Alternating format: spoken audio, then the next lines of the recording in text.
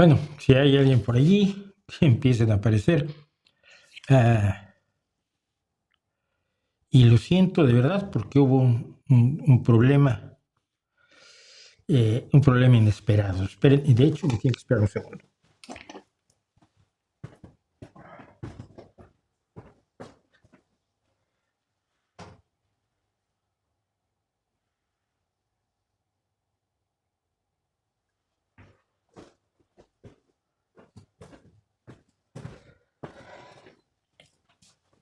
Bueno, aquí estamos hechos un lío. A ver, ¿qué pasó? Bueno, pasó que está empezando a hacer frío. Bueno, primero que nada, buenas tardes, buenos días, buenas noches, buenas madrugadas, buenas medias noches, buenas atardeceres, buenas las horas que sean, donde quiera que estén ustedes en este esférico o semiesférico mundo. Y a ver, les cuento lo que ocurrió. Hermanitos y hermanitas, perritos y gatitos, brothercitas y sistercitos. Aquí está empezando a hacer frío y de hecho estamos bajo un aviso de heladas aquí en mi comunidad, en Asturias, y concretamente en Gijón, está haciendo frío. Entonces se me ocurrió encender el radiador. Tengo un radiador de aquí abajo que cuando hace calor le pongo frío y cuando hace frío le pongo calor, pero la instalación no lo aguanta y se me olvidó y empecé la transmisión sin apagarlo y de pronto se fue la luz. O sea, botaron los breakers o cortacircuitos o como les llaman ustedes, los automáticos les llama aquí en España también. Y entonces pues, tuve que ir al cuadro de mando a encender nuevamente toda la electricidad y esperar a que se recuperara internet, que es lo más difícil porque el router es lento como un caracol reumático. Entonces, pues una vez que el router estuvo, reiniciamos, reinventamos, reexposicionamos, reaclaramos las preguntas que me habían hecho ya no están, o sea que vuélvanlas a hacer. Y pues es todo. Vamos a tratar de retomar y fingir que empezamos a las 7:20 y por lo tanto terminaremos a las 10:20. Afortunadamente, además para esto, debo agradecerle muchísimo a mi señor hijo que me haya dicho, tú no te preocupes, yo saco al perro en la noche. Eso ya es muy buen apoyo que me está dando y no sabíamos que íbamos a pasar por este asunto molesto. Bueno, ¿qué les cuento? Cuento muchas cosas, pasaron muchas cosas en la semana y van a querer hablar de muchas cosas de la semana. Ya me preguntaban sobre por la que voy a empezar, un acontecimiento en España. Miren, se acusó al fiscal general del Estado, nombrado por supuesto por el Ejecutivo, el fiscal siempre es una rama del Ejecutivo, se acusó al fiscal general del Estado en España de haber filtrado una confesión del novio de la presidenta de Madrid, porque el señor hizo un negocio sucio con mascarillas y se llenó de dinero con la pandemia, y además tiene un montón de trapicheos raros, pero confesó, y la confesión la supo la prensa. Y todos los periodistas que recibieron la filtración han dicho, no, pero la filtración no nos la mandó el fiscal, llegó por otro lado, yo sé quién fue. No lo puedo decir porque la deontología profesional del periodista lo lleva a la protección de sus fuentes como una de las fundamentales bases éticas de nuestro oficio. Todos los periodistas que fueron le dijeron a los jueces que la filtración no había salido del fiscal general del Estado. No hay ninguna prueba de que el fiscal general del Estado haya hecho ninguna filtración respecto de la confesión del delincuente marido o novio, pareja o adlátere de Isabel Díaz Ayuso, a quien además le acaban de encontrar otros delitos y además se acaba de comprar otro nuevo piso con dinero que nadie sabe de dónde salió. Y entonces, hoy el Supremo ha condenado por revelación de secretos a 2 años de inhabilitación al fiscal general del Estado. La última línea de defensa de la democracia es el Estado de Derecho. El Estado de Derecho parte de la base que los jueces a los que se elige, a los que se señala, a los que se nombra, porque los jueces deben nombrarse y no elegirse porque no es un puesto político, es un puesto jurídico. Eso no lo entendió México porque quería colocar a su gente y a la hermana del más incondicional, lo quería poner a la Suprema Corte de Justicia, y ya los puso, ¿no? Y destrozó la judicatura en México.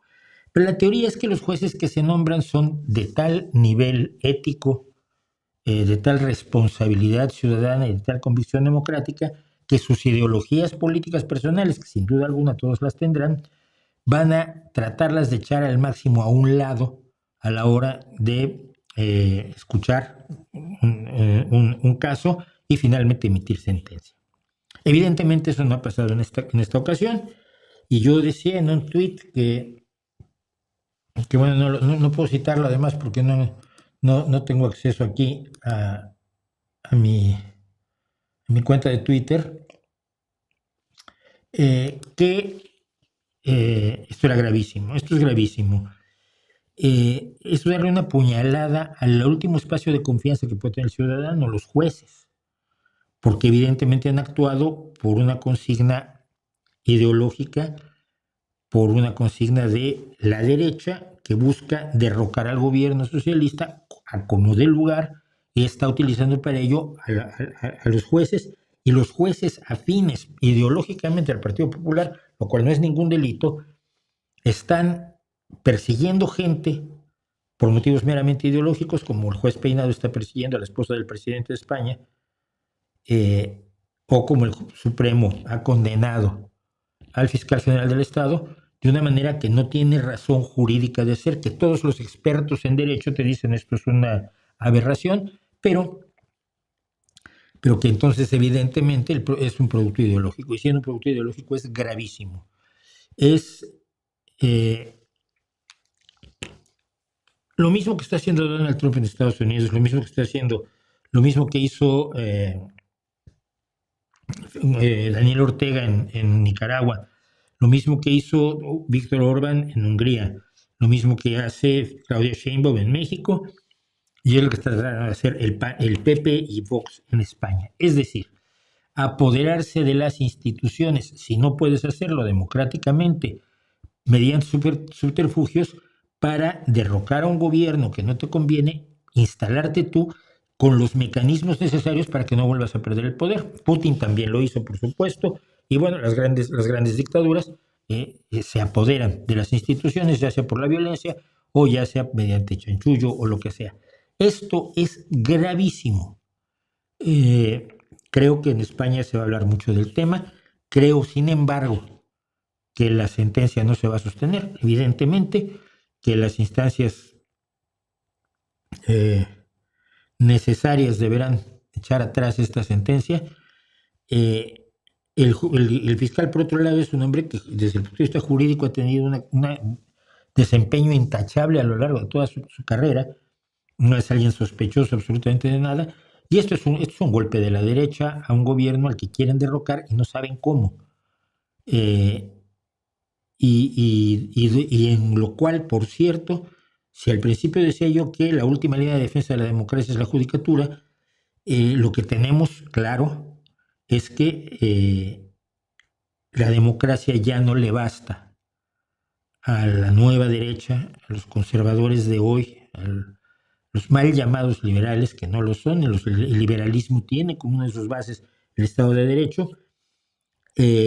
Ya no les basta la democracia, pues se han dado cuenta que en democracia pierden. En democracia no tienen nada que ofrecerle al pueblo, y entonces están usando otros sistemas para llegar al poder y, por supuesto, eternizarse en el poder. No sé qué tan grave sea, no sé qué tantas, grave es, no sé qué tantos efectos tenga a largo plazo, pero sí es enormemente preocupante, y es preocupación no solo en España. Las instancias judiciales también están supervisadas por la Unión Europea. Y la Unión Europea, así como ha avalado la amnistía, que no le gustó a muchos, incluso dentro del Partido Socialista, pero que finalmente ha acabado con el conflicto de Cataluña, fue un acto de realpolitik que funcionó. Falta ver qué dice la Unión Europea respecto de la sentencia que se ha emitido hoy contra el fiscal general, sin pruebas, sin razón, con multitud de pruebas y testimonios en contra.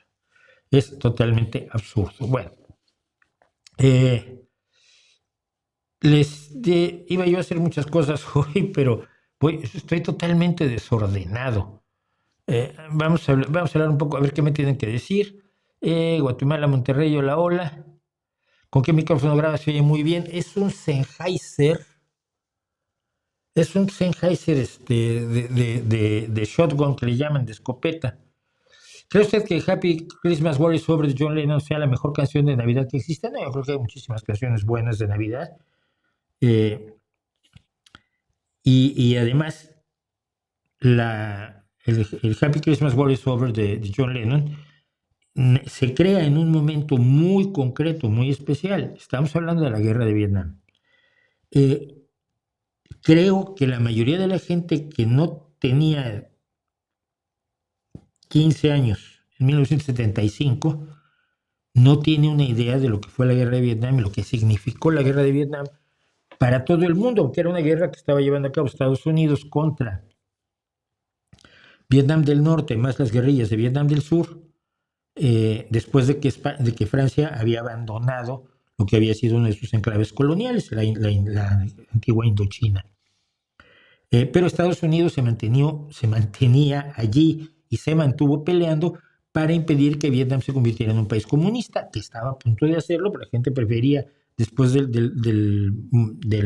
régimen colonial, veía con muy buenos ojos a Ho Chi Minh, que era un comunista y que iba a ganar las elecciones en Vietnam. Y entonces Estados Unidos se metió en una guerra de la Guerra Fría, pero donde no disparaba a los rusos, ¿no? Los rusos y los chinos solamente pagaban y armaban a las fuerzas de Vietnam del Norte y al Vietcong, que era la guerrilla de Vietnam del Sur, que quería que se fueran los invasores. No necesitas ser comunista para decir que no quieres que haya invasores en tu país. La guerra de Vietnam lo significó todo. Yo me solidaricé a los 17 años con la guerra de Vietnam, cuando me di cuenta que había chicos de mi edad, 17 años, que lo estaban mandando a la guerra al otro lado del mundo, en una selva, contra un enemigo absolutamente despiadado. Aquí no se puede glorificar ni romantizar a los guerrilleros del Vietcong. Ay, es que ellos peleaban por su patria. Sí, pero peleaban por su patria torturando, sacando ojos, poniendo unas trampas horrorosas que provocaban unos daños espectaculares en las víctimas, tratándolos con absoluto odio, desprecio y crueldad a los prisioneros de guerra en Estados Unidos y, por supuesto, llevando a cabo acciones de guerra informal, que también Estados Unidos, por supuesto, en las mismas condiciones, llevó hasta acabar con poblaciones enteras, ¿no? Y utilizar armas bárbaras como el napalm, que es gasolina gelatinizada, que cuando lo tiras se usaba para destruir la selva y poder encontrar así a los guerrilleros, pero si le pegaba a la gente, pues se te pega como gelatina, una gasolina que está ardiendo. Es una cosa de una crueldad horrorosa y se usó en la guerra de Vietnam.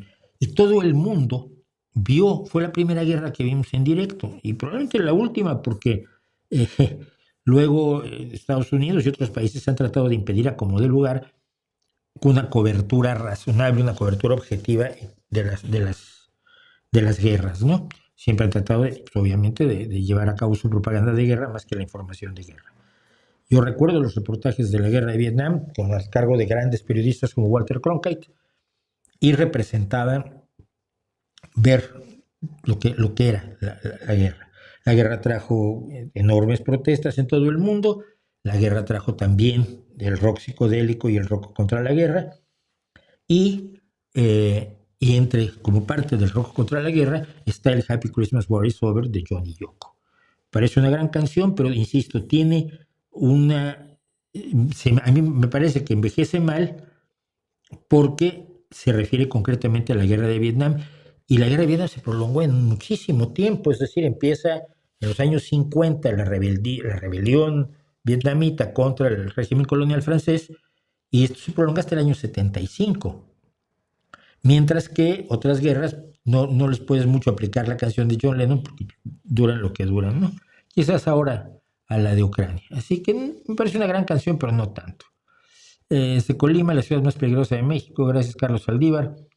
¿Qué opina de la pirotecnia y su venta indiscriminada a menores de edad, sobre todo niños? Y mira, tengo ahí un problema yo. ¿Qué pirotecnia le vendes a los niños? Mira, a mí a los 12 años, 11, me vendían palomas. Morados, los cohetes morados, los petardos morados que eran los que sí, los más duros, buscapiés, brujas, luces de bengala, triquitraques, palomas de todos los tamaños. Las palomas eran unos explosivos triangulares con la mecha en la punta de los triángulo isósceles, con la mecha en la unión de las dos. Es cierto, un triángulo, un triángulo rectángulo regular y en el ángulo recto estaba la mecha. Pero las había desde pequeñitas hasta unas de este tamaño que eran, si te lo estallaban en la mano te la arrancaban. Me parece mal, pero al mismo tiempo me parece que deberían poderlo usar bajo supervisión, que generalmente nosotros, a ti te supervisaba tu primo el mayor, ¿no? Tu hermano mayor, a veces tu papá. La venta indiscriminada no, porque no te vendían pirotecnia verdaderamente peligrosa, grande, de la que echas en fuegos artificiales, ¿no? Pero sí, sí. Y en España, pese a que es ilegal ahora en Navidad, cuando están las fiestas por allí, los chicos traen petardos y los tiran y te enojas con ellos, pues, pueden lastimar a alguien, pero al mismo tiempo, no sé, no lo tengo muy claro. No lo tengo muy claro porque yo no perdí dedos ni nada y me divertí mucho con los explosivos navideños y de la independencia, ¿no? De tiempos de la independencia. Seguramente es mejor que no se les venda indiscriminadamente, pero se les debe poder vender algo y siempre y cuando se use bajo supervisión. La condena de un hombre inocente, sí es todo lo que parece, es eso que estábamos hablando al principio. ¿Qué opina usted del homeschooling o enseñanza en casa? ¿En qué condiciones es conveniente? En ninguna. A ver, yo no lo haría. Creo que tengo una cultura general fuera de lo normal. Yo personalmente tengo una cultura general notable. Y no es por, ay, qué maravilloso. No, por ahí me ha llevado la vida, tengo muchas inquietudes, tal y cual. Yo podría darle a mi hijo historia, geografía, física, química, hasta que empecemos a hablar de las valencias y del spin, porque ahí tampoco llego yo. Le podría dar matemáticas hasta que lleguemos al cálculo diferencial e integral, que no llegué yo. Eh, hay otras materias que probablemente no le pueda ayudar. Arquitectura, por ejemplo, no. Eh, ¿Qué más? Ahora, ese es mi caso personal. ¿Cuánta gente puede darle clase de todas las materias esenciales a su hijo? ¿Cuánta gente está preparada para ser profesor de todas las asignaturas durante la primaria, la secundaria y el bachillerato? No. El homeschooling es una forma de evitar que se indoctrine a los niños con ideas extrañas y extrarreligiosas, básicamente es lo que les preocupa. Que los niños se pongan a pensar que la ciencia es muy guay, entonces pues igual la filosofía, digo, perdón, la religión no tiene razón porque pues, el Sol está en el centro del sistema solar y no la Tierra, ¿no? No, si la Biblia dice otra cosa. El homeschooling generalmente es una reacción religiosa en contra de la educación científica. No creo que nadie, ni siquiera yo que digo, tengo una cultura general bastante respetable, creo, y no es por dármelas, insisto, de gran cosa, es un hecho, ni yo estoy capacitado para darle clases a un chico durante la primaria, la secundaria y la preparatoria. Y todo esto sin contar con que no tengo ni los elementos de laboratorio de física, de química, de biología, y además no tengo la capacidad pedagógica, no estudié pedagogía, no sé cómo se enseña. En mi caso sé algo de cómo se enseña, bueno, porque fui maestro he sido profesor de inglés, he sido profesor de taller de géneros periodísticos, he sido profesor de muchos talleres literarios, pero no es lo mismo que conocer los métodos pedagógicos más adecuados para enseñar todas las materias. Así que me parece que no es una buena solución. Saludos al filosofito. Ay, hoy, a ver si nos sale, porque está un poco ensayado. A ver, ¿me permite? Ya está. Está poco ensayado lo de Fito, pero... Hola Mauricio, necesito un consejo. Uf, malo, malo para mí, ¿eh? Una amiga pasó por violencia psicológica y económica. El tema es que estamos haciendo todo lo posible para que ella denuncie y acuda a tratamiento. ¿Qué hago? Hacer todo lo posible es hablar con ella. Cuando te das cuenta que te han manipulado y te han sometido a violencia, pierdes autoestima. Es una observación general, no es que yo sea psicólogo. Creo que el apoyo y el decirle principalmente no es tu culpa, no te lo hiciste tú, te lo hicieron a ti, y mereces justicia, es algo que se debe de hacer. Es apoyo moral, emocional, restaurar su autoconfianza a través de la confianza que se le puede dar como amigo, como familiar. No sé otra cosa. Yo creo que en lugar de ustedes, lo que haría yo es ir con un psicólogo especializado en este tipo de violencia, es decir, que conozca muchos casos y que sepa más o menos cómo se manejan, ir a ese psicólogo y decirle, mira, esta es la situación de mi amiga, ¿qué puedo hacer? Yo lo he hecho. Yo lo he hecho con personas que tenían problemas de distintas formas, que uno no lo sabe manejar porque no es especialista y ellos no quieren ir con el especialista, lógico. Pero uno puede ir a centros especializados de violencia contra la mujer, por ejemplo, y hablar con los expertos que hay allí, con gente que ha tratado muchos casos. Y no es que probablemente no los tengan sistematizados científicamente, pero tienen la experiencia de muchos casos y pueden encontrar los elementos en común que ayudan a que una persona salga de donde está. Yo iría lo más pronto posible a un grupo así, a una organización, a una familia, perdón, a una oficina si las hay, de la mujer, sino con un psicólogo especializado y que los oriente, ¿no? ¿Cómo ves el modelo económico chino que muchos dicen exitoso? Lo veo exitosísimo. Mira, estamos en la exaltación de la eficiencia. Nos hemos vuelto capitalistas de la realidad. Entonces, ¿cuál es la forma más eficiente de que no haya delincuentes? Pues a todo aquel que parece que está delinquiendo le metes un tiro. ¡Pah! Ese no vuelve a delinquir y si no estaba delinquiendo ya no lo va a hacer nunca. ¿Es eficiente? Eficientísimo. ¿Es bueno para la sociedad? No, no es bueno para la sociedad. La gente no sabe si pueden dispararle sin necesidad de pasar por un juicio, una acusación formal, sin tener derecho a defenderse con un abogado, nada de eso.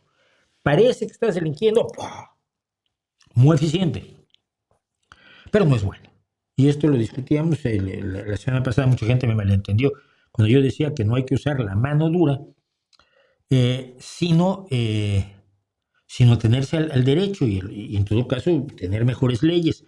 Pero cuando me refiero a mano dura, me refiero al dejar de lado el Estado de Derecho y decir el 80% de las personas que están en el Cecote, en El Salvador, todavía no han sido sometidas a juicio. Los están castigando, los torturan, algunos se mueren, viven en condiciones de hacinamiento horroroso, comen poco, los amenaza el presidente con quitarles más comida. Hay una violencia interna dentro de las megaceldas donde viven. Esa es la solución. Si no estás de acuerdo con eso, entonces lo que quieres es que los delincuentes hagan lo que se les dé la gana. Oye, no, mira, hay un punto intermedio porque muchísimos países han controlado la delincuencia sin caer en lo que ha caído El Salvador. En el caso de China, también es una especie de oda a la eficiencia, ¿no? El sistema chino funciona. ¿Cómo no va a funcionar? Funciona magníficamente bien. Mira, los trabajadores no tienen derechos. Los salarios los pone el gobierno. A los ricos los pone el gobierno. Cuando los ricos no les sirven al gobierno, los quitan y ponen a otros. Los dejan hacerse ricos siempre y cuando sirvan al partido. La gente carece completamente de libertad. La gente carece de derechos. Ay, pero están comiendo todos. Mira, yo conozco, tenemos casos y a lo largo de la historia lo sabemos, de esclavos bien tratados a los cuales se les alimentaba debidamente, se les trataba muy bien, se les daban palmaditas en la cabeza, nunca se les daban latigazos. Los muy necios querían ser libres. ¿Por qué? Como dijo Lenin, libertad para qué. De eso voy a hablar la semana que viene. Entonces, el sistema chino funciona. Lo único que necesitas es someter a la gente a la imposibilidad de protestar, de exigir, de reclamar, de pedir.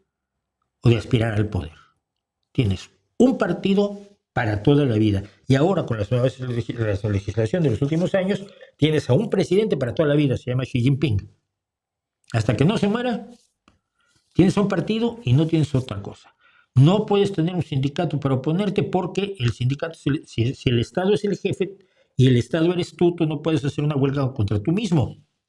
Así que hay casos de huelgas en China, pero son francamente de relumbrón, de exhibición, son para el escaparate. ¿Es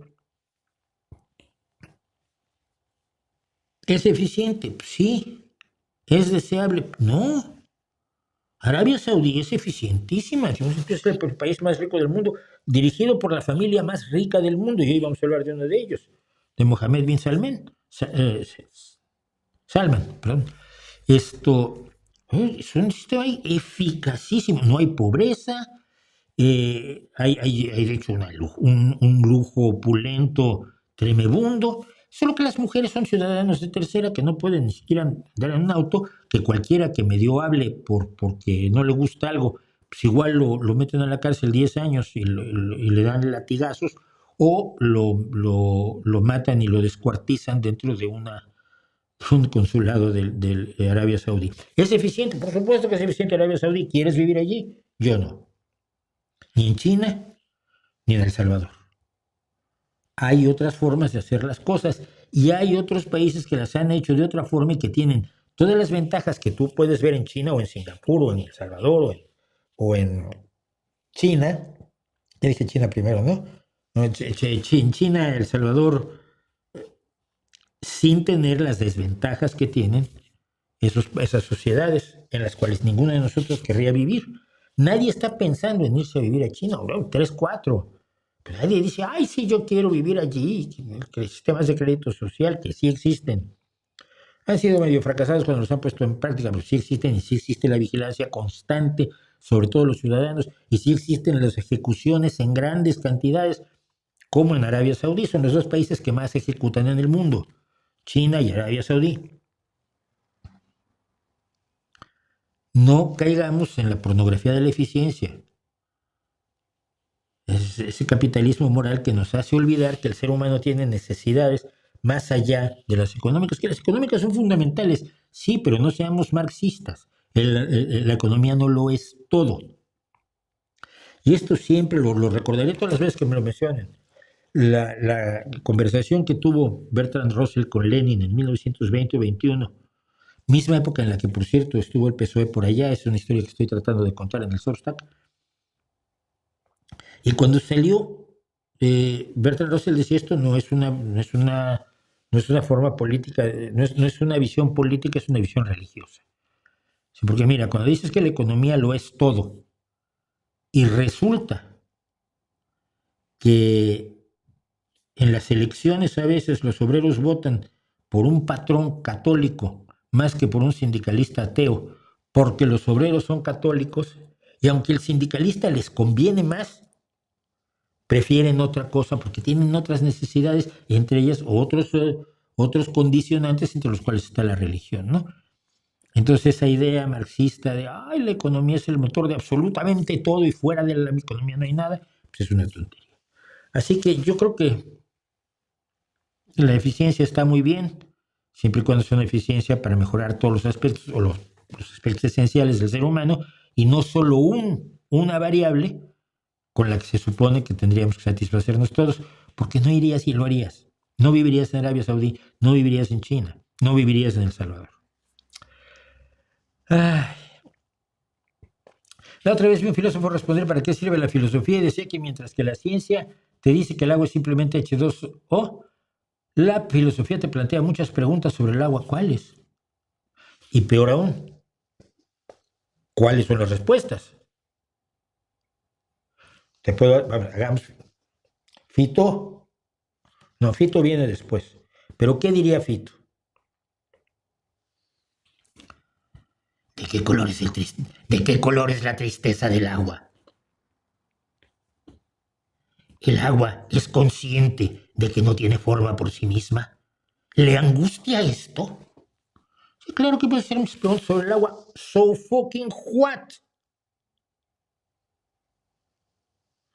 La mayoría de esas preguntas son preguntas que no tienen relación con la realidad.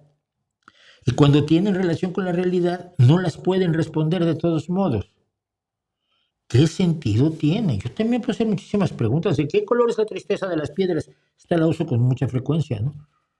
No, la tristeza no tiene color, las piedras no tienen tristeza. La pregunta es gramaticalmente perfecta y filosóficamente aceptable. Por favor. ¿Qué opinas que hay un Día Internacional del Hombre? Sería muy... No, no estoy de acuerdo. Me niego, ¿por qué? Si hay 364 días al año del hombre, ¿por qué ahora nos quieren dejar solo uno? No, también los 364 días al año. Y uno para la mujer, ¿no? 18 de marzo, y salen y hacen ruidito. Y... no nos damos cuenta de eso. O sea, el Día Internacional del Hombre es como el Día Internacional del Patrón. Los patrones ganan todos los días del año. Pero entonces, no, es el Día Internacional del Capitalista, del empresario capitalista patrón.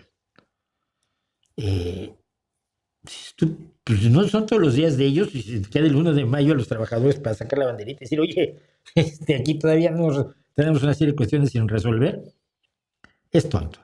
Me parece enormemente tonto. ¿Cómo la ciencia que se divulga en prensa o hasta incluso en Nat Geo no es tan veraz como leer los papers de revistas indexadas?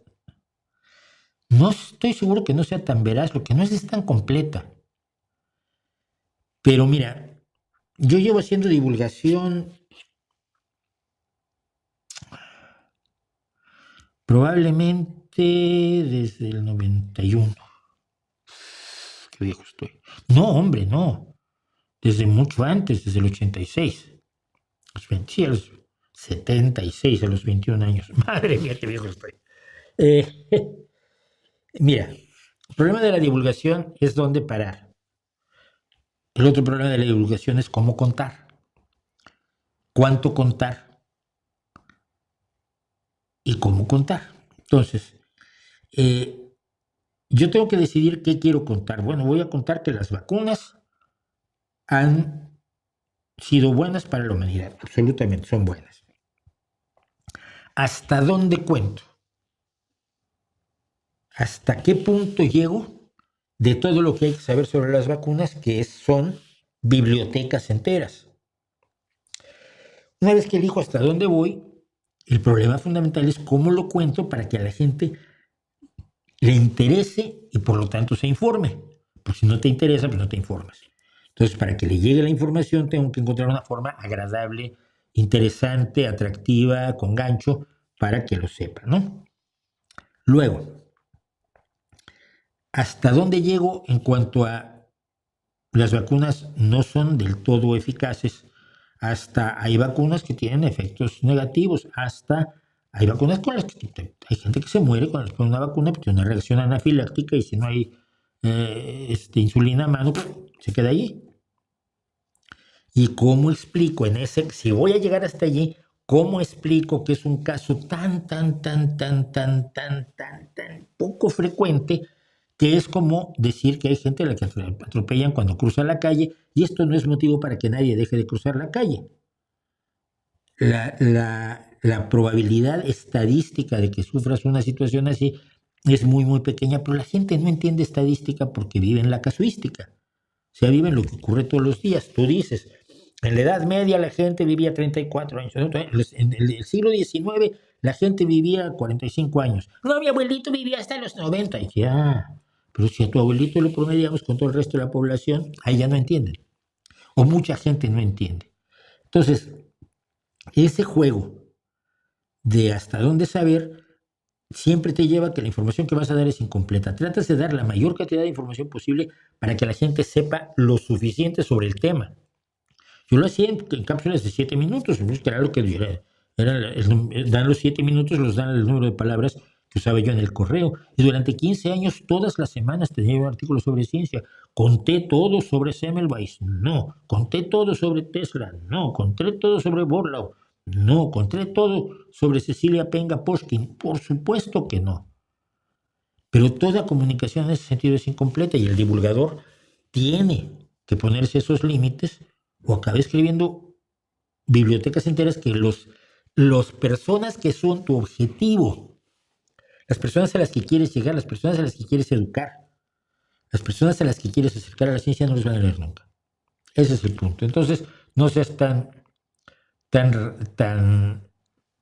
riguroso, pues, con los divulgadores. ¿Mantienes el contacto con Juan Soto Ibars? No. Una vez lo llamé para una cosa en concreto y punto. ¿Volverías a entrevistarlo? No. No lo haría porque creo que él encontró un fenómeno que están encontrando muchos, por desgracia, y que es el siguiente. Mira, si tú criticas cuestiones de la izquierda, sobre todo de la izquierda más radical, de la izquierda más extrema, o de lo que llaman wokismo, de la guerra cultural, te hacen caso. Pero te hacen caso los de la derecha más que los de la izquierda. Ahora, mucha gente se ha dado cuenta de que es mucho mejor negocio estar con la derecha que con la izquierda. Y entonces sus pequeñas críticas, sus críticas racionales se empiezan a volver críticas irracionales, críticas de brocha gorda, críticas mucho menos rigurosas, pero mucho más aplaudidas, mucho más interesadas, que generan mucho más interés en ciertos medios de comunicación que de la derecha, que son los que están dominando en España ahora, por ejemplo, que te invitan a lugares donde van todos los de derecha a echar su rollo, todos los conspiranoicos. Y yo lo he visto, mira, Rubin, del Rubin Report en Estados Unidos, es un hombre de izquierda, progresista, crítico. Ahora es un portavoz de la derecha absolutamente irracional.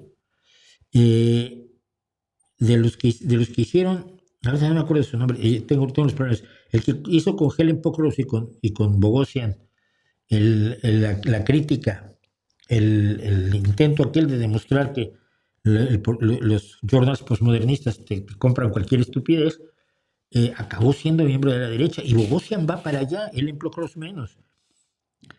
Muchos han encontrado que es más cómodo vivir allí donde viven donde está la derecha y donde hay más dinero y donde hay más opciones, ¿no? Entonces, creo que esto mucho le pasó a Ibars, que nunca ha sido un hombre muy progresista, que digamos, y entonces no me interesaría porque sería como invitar a cualquiera de los que tiene todos los... Cuando yo lo invité no tenía plataformas prácticamente. Estaba apenas siendo pues, como el enfant terrible, ¿no? Porque ahora tienes las plataformas del mundo. A quien voy a traer es a esta paleoantropóloga que ya por estos días le voy a hablar. Luis Enrique, ¿qué piensas acerca de la decisión del Congreso de sacar todos los archivos del caso Epstein? Que es una trampa. A ver, durante todo este tiempo se han negado a liberar los archivos del caso Epstein, llegando a decir que no existen algunos de los documentos que antes habían aceptado que existían. La propia Pam Bondi, la fiscal general de los Estados Unidos, dijo que tenía la lista de los clientes de Epstein en su escritorio y al día siguiente, ¿cuál lista? ¿Cuál escritorio? ¿Cuál oficina? No, yo no. Bueno. Donald Trump se ha negado, porque por decreto lo podía haber hecho como hace tantas cosas por decreto, se ha negado a que se den a conocer los archivos de Epstein.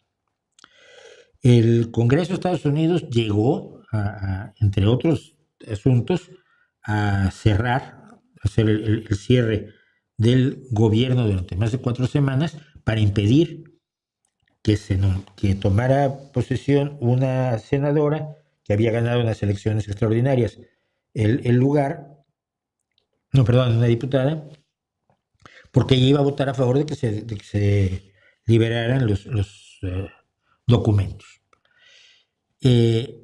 Para que no abra la boca, la cómplice de Epstein, Ghislaine Maxwell, ha sido llevada a una cárcel de mínima seguridad, donde el encargado de la cárcel es el que le mueve los correos electrónicos y los documentos, donde le llevan la comida a su habitación, como room service, y tiene esta una cosa rarísima que es uso ilimitado de papel del baño. A lo mejor se disfrazó de... No, alguien decía ayer, se disfrazó de momia en Halloween, ¿no? O sea, a esta mujer se le ha dado todo esto, más la promesa de un perdón de Donald Trump, a cambio de que nunca diga que Donald Trump fue uno de los clientes de Epstein y tuvo relaciones con algunas chicas menores de edad. ¿Ok? Después de todo oponerse in- intensamente a la liberación de esos archivos que luego ni existían. De pronto Trump dice, no, que los liberen, y entonces los diputados republicanos dicen, pero por supuesto, los senadores republicanos dicen, bueno, pero es que ya, claro que sí. Lo primero que da la impresión, no lo puedo asegurar, no lo puedo afirmar, la primera impresión que da es que Pam Bondi, que es la que tiene el control de los archivos, y Kash Patel, el director del FBI, el de los ojos así, fueron con Donald Trump y dijeron, señor, ya borramos su nombre de todos los documentos. Y ya y convertimos en composta todos los documentos que se referían directamente a usted. El expediente está completamente blanqueado. Ah, bueno, entonces que lo liberen. Y entonces ahora la buena onda es Trump. Es la impresión que da, no lo puedo demostrar, pero creo que por ahí va la cosa.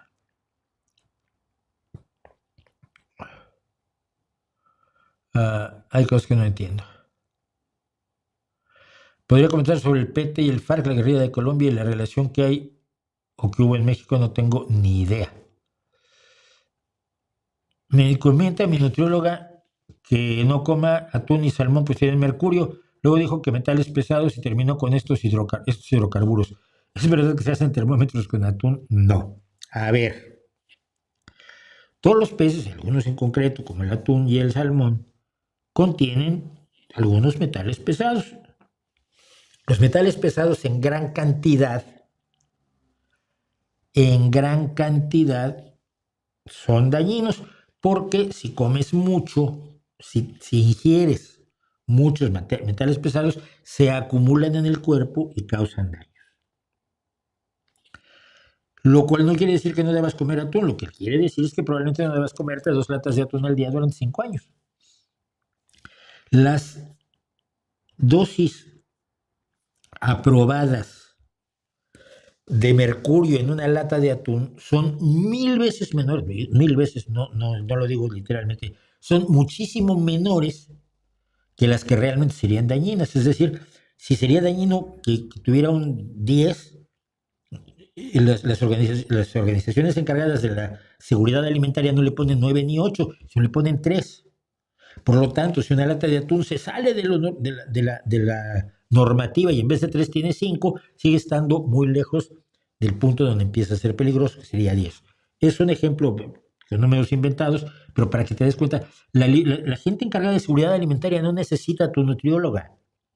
Hace muchos años sabe esto y lo controla constantemente, y constantemente hay inspectores que van a las compañías enlatadoras de atún en concreto y hacen mediciones de la cantidad de mercurio que contienen los animales. Cuando se pesca, hay muchas veces controles en los animales, en los atunes, para saber cuánto mercurio tiene la carne y si es peligroso o no para el ser humano. La cantidad, porque todo es cuestión de cantidad. Fue la única observación inteligente del alquimista Paracelso, que por otro lado tenía unas ideas absolutamente idiotas, pero esa vez sí lo dijo, ¿no? Que la dosis hace al veneno. Si tú tomas una cantidad minúscula de estricnina, pues no te va a pasar nada. Si te tomas un vaso, pues te vas a morir. Entonces, dile que atún y salmón sobre todo tienen mercurio. Y me acabo de comer hoy una cola de salmón a la plancha. Y mi perro la piel, que le encanta. Mira, eso es entonces. El atún y salmón contienen mercurio y está controlado por las agencias encargadas de la seguridad alimentaria, por las agencias encargadas de la seguridad pesquera y porque a nadie le conviene matar a sus clientes. No sé si te pones a pensar en eso. Ninguna empresa piensa que su prosperidad, si tiene 1000 clientes, está en matar a la mitad. Generalmente las empresas, por sus mismas características, buscan tener más clientes y vivos les conviene más. Entonces, sí puedes comer atún, sí puedes comer salmón, sí puedes buscar en Google fácilmente qué cantidades están autorizadas en tu país o en tu entorno de mercurio y no comer una dosis mayor.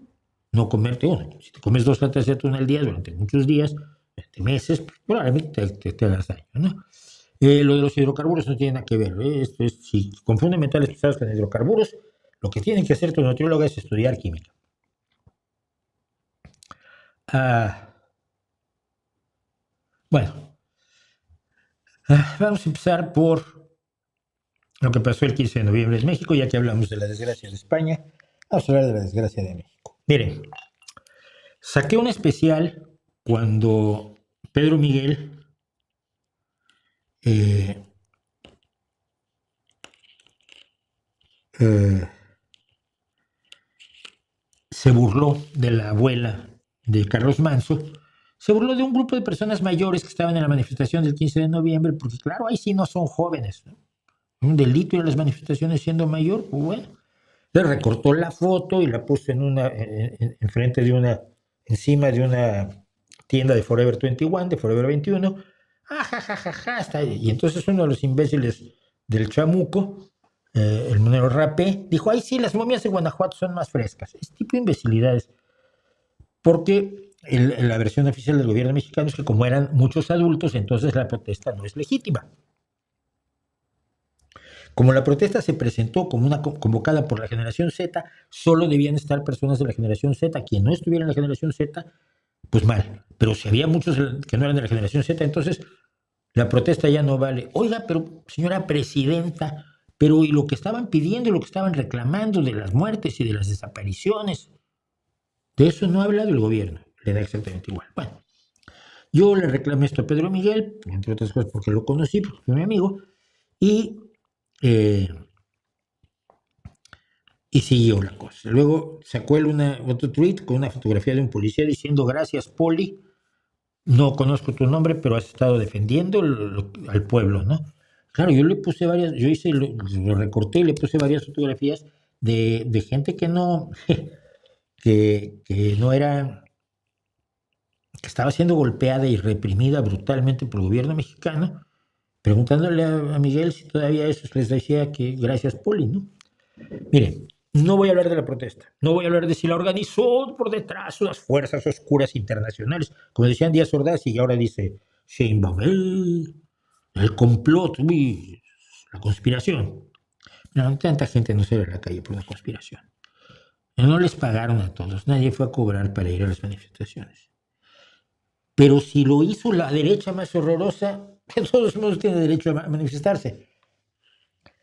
Lo que me preocupa a mí es la represión. Yo en 1968 estaba fuera de México porque había yo participado a los 13 años, como un imbécil, en una pequeña mini brigada y mi madre me mandó a Guadalajara con mi padre adoptivo que vivía entonces allá. Regresé a México el 3 de octubre de 1968. La estación de tren estaba en Buenavista, dentro de Tlatelolco, y el ambiente pues, se podía cortar con un cuchillo, ¿no? Y todos los periódicos decían que los malvados agentes extranjeros habían provocado un enfrentamiento del cual había salido airoso el glorioso Ejército Nacional. Bueno, fue la matanza de Tlatelolco, más de 30, 40, 50 personas fueron asesinadas allí por el gobierno mexicano. En 1971 no estuve en, en, en 1971 no estuve en la manifestación porque era el cambio de sociedad de alumnos en mi escuela. Y entonces yo me quedé a eso, pero otros amigos míos fueron. Luego hubo gente que se pasó la noche buscando que estuvieran todos, que no faltara ninguno. Afortunadamente, perdón, de mi escuela no faltaba absolutamente ninguno. Fui en el 72. Echeverría prometió que esa vez no iban a ir armados. Pero yo me acuerdo que estábamos en la Avenida Grande, no me acuerdo cuál es, uh, y estaban los granaderos en fila con los escudos, y de pronto se abren y sale la caballería, granaderos a caballo con unos garrotes de este tamaño, con unos palos de este tamaño, como los húsares, mano, sobre nosotros, pélate. Yo tiré por Avenida de los Maestros, porque tenía unos tíos que vivían ahí, ellos ya sabían que yo andaba por allí, que iba yo a tocar la puerta y me iban a abrir. Y yo salí pitando para allá, llamé a la puerta de mi tía Nieves, abrió, yo abrí la puerta, yo dejé entrar a 30, mi tía estaba con los ojos de este tamaño, ya no había nadie que entrara, cerré y decía, pues, no pasaba la policía, ¿no? Pues tenía yo ahí a 30 que estaban ocultos para que no les rompieran la cabeza. Que te repriman nunca es guay, nunca es bonito.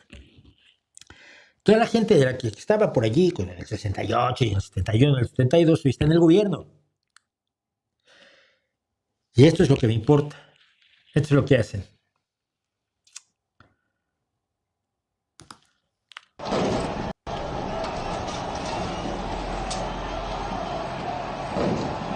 Se abren las vallas.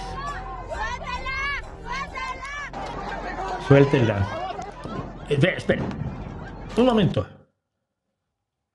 Se nos dice, la versión oficial proporcionada por la presidenta y toda su corte de miserables a sueldo, que el problema fueron los golpeadores estos, el bloque negro que va enmascarado, embosado, con gogles, con guantes, con armadura, y que van con unos palos, con navajas, y porque quieren matar policías. No sé, no parece ajustarse a la descripción esta chiquilla, cuyos compañeros a su alrededor, que tampoco son del bloque negro, están pidiendo que la suelten.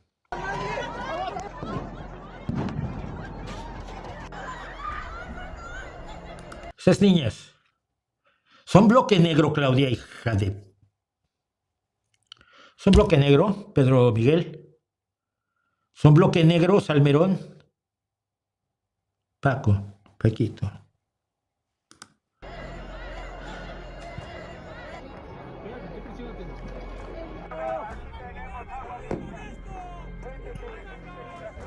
¿Son bloque negro? ¿Son los golpeadores pagados por Salinas Pliego?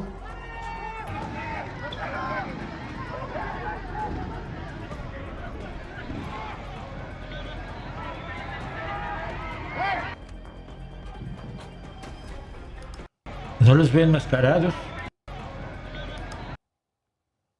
No los veo armados.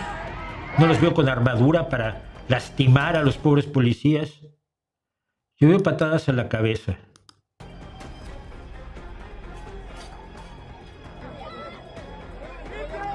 Traen la mochila que... ¿Quién putas madres está allí? Perdón el lenguaje. Porque quizás allí también debería estar Pedro Miguel y toda esa runfla de miserables. El Fisgón, Julio Astillero, toda esa gente que defendió el derecho a protestar y a manifestarse en México. Y ese chaval trae casco para protegerse porque viene en el bloque negro. No.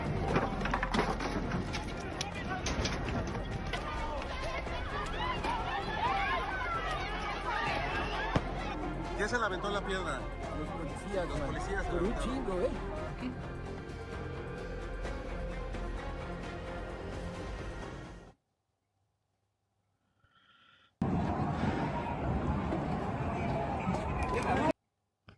A ver, este muchacho que viene allí, ¿ustedes lo ven armado, bloque negro?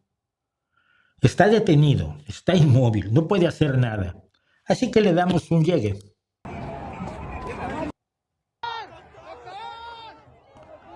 Este chamaquillo, querían generación Z, aquí hay generación Z y probablemente generación alfa. Probablemente generación alfa este chiquillo.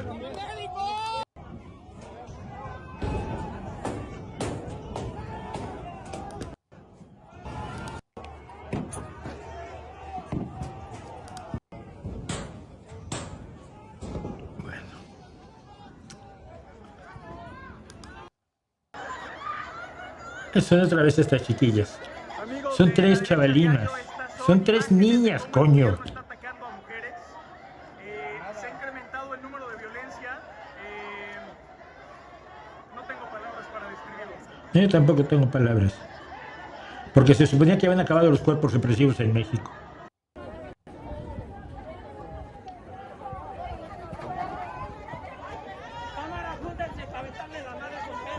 El chico los empuja porque están empujando a la chica. Y adiós. Y adiós. No tiene... Los empuja por desesperación. No tiene ningún arma, no representa ningún peligro para la presidencia de la señora que cuando era joven estaba metida en esto y tampoco le gustaba que le pegaran. Se te olvidó todo, Claudia. Todo se te olvidó. Todo. La decencia de los jóvenes, el derecho de los jóvenes a protestar. Si quieres, la ingenuidad de los jóvenes, que muchas veces van a cuestiones el que no saben. Pero precisamente porque no saben, la respuesta no es romperles la cabeza cuando se las rompían a ti y a tu maridito, el que después fue un corrupto de todos los miles de cojones. Amigo, por cierto, de toda esta tropa.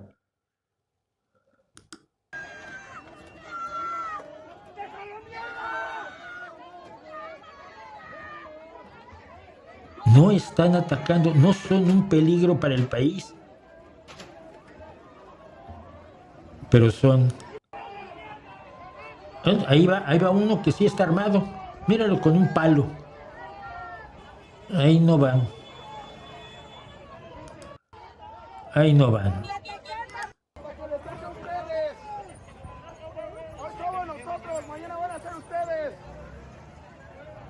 Sí. Tienes razón, compañero.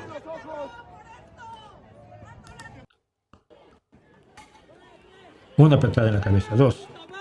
Que la Ciudad de México es una ciudad de derechos y libertades. Para quienes no son de México, esta es la jefa de gobierno, gobernadora de la Ciudad de México. Todas las expresiones y manifestaciones son bienvenidas. Qué poca madre.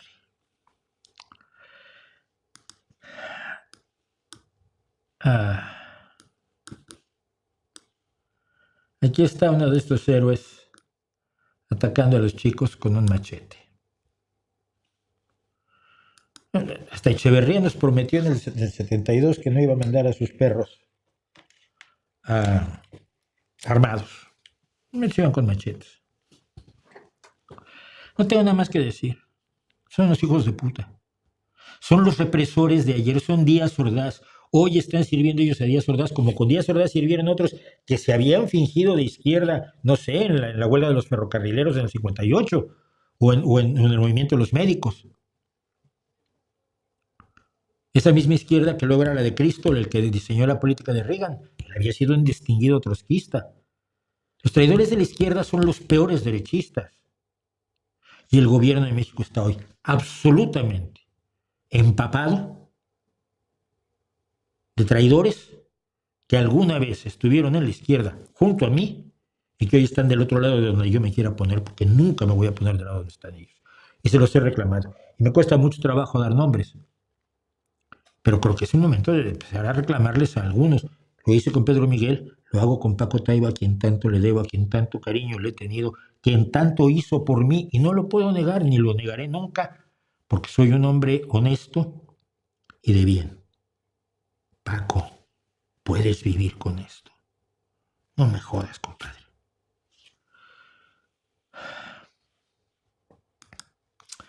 No tengo que decir nada más al respecto.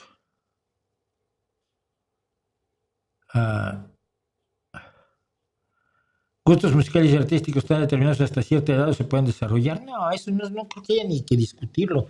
Mira, la gente conservadora es conservadora toda la vida. Y la gente que no lo es nunca. Mis gustos musicales han evolucionado enormemente a lo largo de los años, por supuesto, pero yo sé de muchas personas que oyen lo que oían en 1970 y de mi edad, Tengo amigos que están componiendo hoy a los 70 años y me mandan, ay, mi última canción y me la acompañó fulanito, que es un gran bajista. Un chico que además nunca fue músico profesional, pero siempre le encantó la guitarra y el canta, que es muy bonita voz, y la sigue teniendo. Entonces, no creo que la edad sea un determinante. Yo creo que lo determinante es qué tan audaz eres o qué tan abierto estás a las nuevas experiencias. Yo lo digo una y otra vez, en respecto a la música. Los grandes éxitos de los años 70 fueron probablemente la mejor época de la música popular en el siglo XX. Por lo menos hasta el 75, luego parte de los 80. Porque en medio estuvo la música disco de la cual nadie se acuerda. ¿Qué es lo que le va a pasar al rap? Se los digo yo. Pero esa música yo la oí y la disfruté enormemente en los años 70. cuando descubrí a Janis Joplin, cuando descubrí a Moody Blues, cuando descubrí a Jethro Tull, cuando descubrí a Deep Purple, cuando yo vivía con los Beatles, que estoy preparando mi carta de amor a los Beatles, cuando escuchaba a Grace Lick, cuando, sí, éramos, los que éramos, tenía 20 años yo, menos. Los años 80 oí mucho de la mejor música que se hizo y estaba Emerson Lake and Palmer y estaba Supertramp y estaba Boston y estaba Queen. Ahora están otros. Aquello es el pasado. Ya se hizo, está muy bien, no lo niego. Está muy bien. Pero hoy se están haciendo cosas que hay que oír.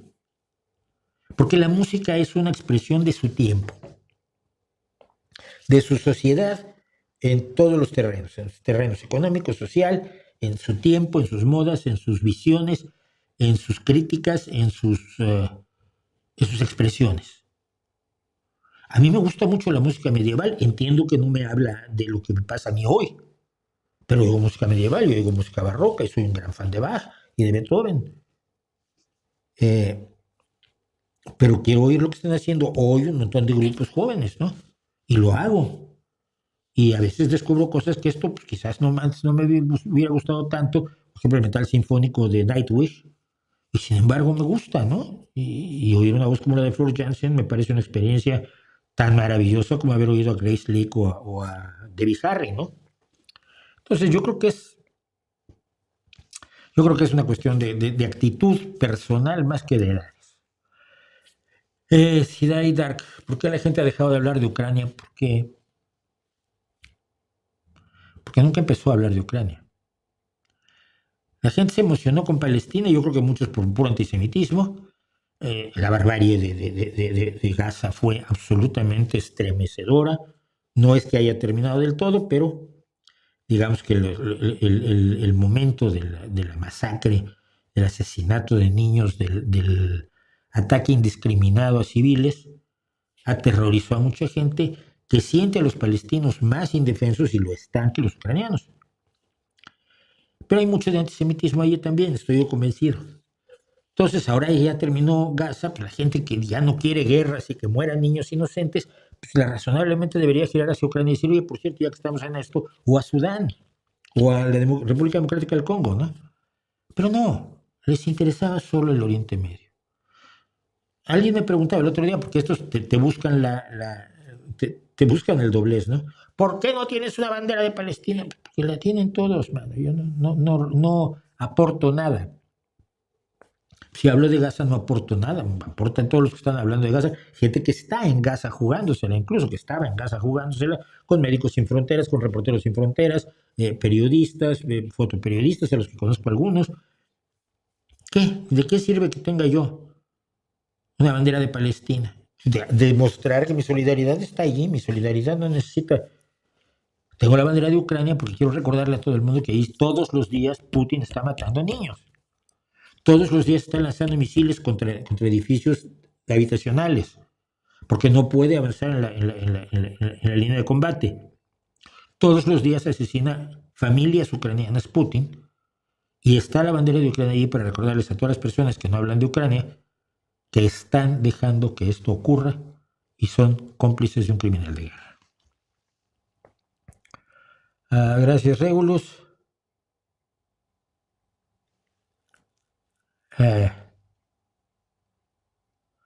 ¿Qué opino de Enrique Dussel? No sé quién es Enrique Dussel. Ya hablé del fiscal del Estado al principio.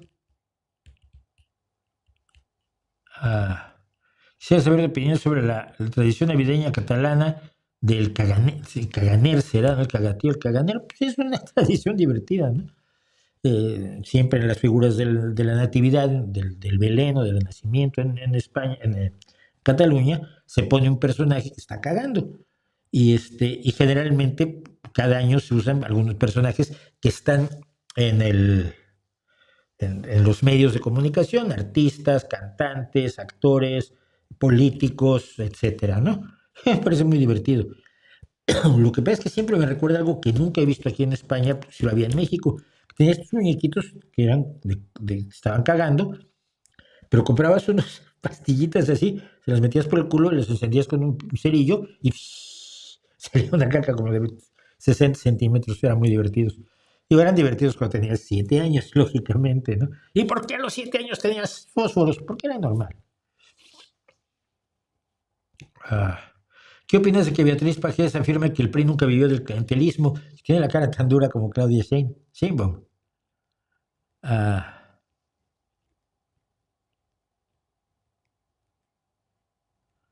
¿Qué opinión le merece de Ricardo Salinas Pliego? Que es peligrosísimo para el país. Ya es un señor que no quiere pagar sus impuestos. Si no quieres pagar tus impuestos, tú eres un hijo de puta. Pero me parece peligrosísimo, porque no es un hombre que tenga ningún interés por el país. Él siempre se ha interesado por sí mismo. Su historial lo demuestra. El hecho que como un hombre se ponga Don Ricardo ya me parece así como, mira, bájate de ese caballo, te va a tirar. Me parece peligrosísimo hacer el juego a Ricardo Salinas Pliego, por supuesto, y a toda esa derecha real que existe en México.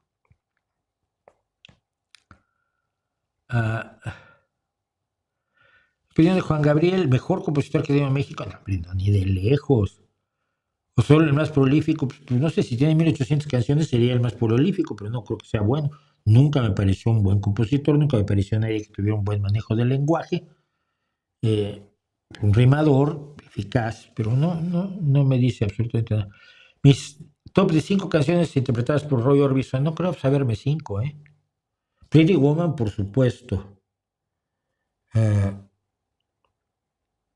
Todas las que hizo con Traveling Wilburys, eso sí, es así sin duda.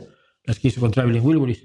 I'm Not Alone Anymore sería la otra que yo recordaría, pero no soy tan fan como para acordarme tanto de las canciones de Roy Orbison. Admiro muchísimo su voz, pero eran canciones más bien canción de amor estándar, digamos. Bueno, vamos a hablar de Sonsonegui por última vez, pero es que fue muy divertido. Yo comenté que se había suscrito a mi canal, me llamó mucho la atención porque he hablado en contra, no de él, personalmente igual es hasta buena persona, que es poco pro Putin, un poco pro nazi, ¿no? Un poco pro criminales de guerra, un poco pro criminales de guerra como Cortés, un poco pro asesinos, pero y un poco pro imperialista de volvamos todos a acurrucarnos bajo el ala de España, que yo soy español y te puedo decir que está mal eso, y la mayoría de los españoles te van a decir que está mal. Son los nostálgicos del imperio los que andan en esto. Bueno, pero igual como persona, me da igual.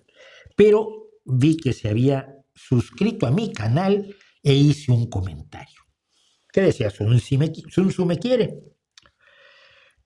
Y a lo largo de ese comentario, lo fundamental que yo hice fue presentar algunas de las barbaridades, no todas, ni de lejos, que cometió Hernán Cortés, que hacen que yo no lo haya un personaje apreciable, ni un personaje defendible, ni tengo que querer a Cortés para ser mexicano, muchas gracias. Y di el ejemplo de millones de españoles que han ido a México y que han sido buenas personas, que no han sido la lacra criminal, brutal, bestial, despreciable que fue Hernán Cortés. Esa era la esencia de mi comentario, simplemente para subrayar por qué no estoy de acuerdo que si no quieres a Cortés no amas a México. Por favor. Me recuerda mucho el chiste aquel de quien no ama a China no ama a Mao, pero dejemos a quien ama a Mao y a quien no ama a Mao. El chiste es que entonces el señor Zunzunegui hace el siguiente comentario en ese pequeño video que le dediqué, en ese pequeño segmento de este streaming de locos que hago. Este es cuando se suscribió y me mató la risa. Entonces a este señor le molesta hasta que lo siga. No, nunca dije eso. No te inventes. Pero es que voy a hablar de por qué soy muy mala víctima, pero Zunzunegui es muy buena víctima. Él siempre se victimiza muy bien. En fin, como mi mente es amplia, yo leo y escucho todas las posturas. Vale, me parece muy bien, muy sano, muy admirable, muy respetable. Como su mente es abierta, lee y escucha todas las posturas. Por cierto, solo un botón de muestra del guión de la SEP de este rey desnudo. Ahí empezamos mal. Este señor no es el rey desnudo, el señor es el nocturno, o Mauricio, o el Barbas o el tipo molesto, desagradable y pesado. Pero el rey desnudo es el canal. Cortés envió una embajada al Papa para legitimar a su hijo Martín, a quien acomodó en la corte española. So fucking what? O sea, yo conté los asesinatos, las marcas a fuego, las esclavizaciones, el regalar a la mujer y al hijo. Sí lo legitimó con el Papa, pero los regaló. Se los regaló un capitán que tenía por allí. La muerte de su mujer, de la Marcaida, que viene de Cuba, es sospechosísima. La traición a Diego Velázquez, doble traición a Diego Velázquez, el robar del quinto real del propio monarca. Bueno, todo eso, ay, pero legitimó a su hijo. No se llama cherry picking, Zunzunegui. Que elijas una cosa que no hizo mal, no quiere decir que todo lo que hizo mal se vuelva bueno por defecto. Pero entonces, su mente amplia que lo hace leer y escuchar todas las posturas, se fue para allá. Porque dice, como le duele hasta que lo siga, yo no dije nada de eso, baboso. Pues lo dejo de seguir para que sea feliz. Total, justo demostró que no vale la pena. O sea, ya no les escuchas todas las posturas, ahora ya no. En 2 párrafos, vino. Entonces, bueno, todo esto fue, esto sí me llamó muchísimo la atención. Entonces, lo tenía yo por aquí en algún lado. No, no lo tengo ya en ningún lado.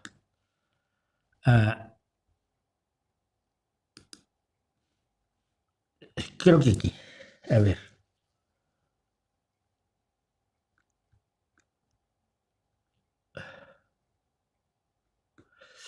Le digo. Lo que le contesté a Zunzunegui ante esto, ya otra traducción. Soy de mente abierta, lo leo todo, pero a ti no. Bueno. Le digo, legitimó al hijo que regaló junto con la mujer, qué bueno que era Cortés. Marcó indios corrilleros al rojo, traicionó a propios y extraños, pero legitimó a su hijo. Oh, entonces, todo bien. Así funcionan los hispanistas, digo yo, con medias verdades, con cherry picking, que es seleccionar algunas cosas y usarlas como si fueran la generalidad, con falacias sin fin, para luego darse premios y coabominar del globalismo de su conspiranoia, porque le acaban de dar un premio de hispanidad a unos señores que luchan contra el globalismo, conspiranoia de la que ya hemos hablado aquí. Se va porque no soporta la verdad, no para hacerme feliz. El personaje se da demasiada importancia. Y entonces me contestó, me voy porque tú y tu trabajo me son irrelevantes e innecesarios. Hombre, pues qué bueno que hayas conocido. A mí me conoces poco, pero que hayas conocido mi trabajo me parece muy bien. Me gustaría mucho tu opinión en concreto de mi libro de cuentos que tengo en Amazon, Más allá no hay nada, que tiene los cuentos mejores. La música de los perros, que precisamente es un grupo de rock mestizo en los barrios bajos de la Ciudad de México. A lo mejor te podrías opinar de eso ya que conoces mi trabajo, aunque sea irrelevante, ¿no? O algo de mi trabajo periodístico en los últimos 50 años. Estoy abierto. No sé quién eres y seguiré sin saberlo. Uy. Contrario a ti, no necesito hacer programas atacando a otros. No, si no te ataqué a ti, ataco tus ideas y las tonterías que dices. Atáscate pues, sube tus números. Ay, Dios, ¿cómo se autoelogia esta gente? ¿De verdad cree que por exhibir sus mentiras voy a subir mis números como el que sí se enriquece diciendo mentiras? Mira, Zunzunegui. Juan Manuel o José Manuel, como te llamas, Juan Manuel creo que es. No quiero ser ofensivo, pero es que, chico, mira, hasta el día de hoy, un Zunzu me vigila, que es el pequeño segmento que hice en son de ligero, me ha generado con 9,000 visitas, que por ahí se va a quedar, pues no va a tener muchas más, me ha generado 9,98 €. Mis números, ¡boom! Ya tengo 9,98 €. Bueno, esto es la locura. Las visitas son 3.2 veces más que de costumbre. Este video aumentó su alcance en las recomendaciones de YouTube porque más suscriptores eligieron mirarlo. O sea, lo miraron por Zunzunegui, no por lo que yo estoy diciendo. O sea, es más o menos la alucinación que él tiene, ¿no? Ay, claro, si dices Zunzunegui ya te dan dinero. No, igual a algunos les interesaba lo que yo decía y no el hecho que fuera él. Pero bueno, si son 3.2 veces, quiere decir que a ti te debo 6.40. 6,40 €. 6.50, ponle. Si me das un bisum, te los mando, no te preocupes. Digo, si de eso es lo que lloras, se les mando los 6.50. Me pasas un teléfono y el bisum, no pasa nada. En serio, es que son de lo más peculiares. Ay, Dios. Y lo peor del asunto es lo tóxicos que son, porque siguen contando mentiras. Siguen diciendo que la gente dice cosas que nunca dijo, para luego afirmar cosas que todo el mundo sabe que son reales. ¡Ay, los mexicas hacían sacrificios humanos!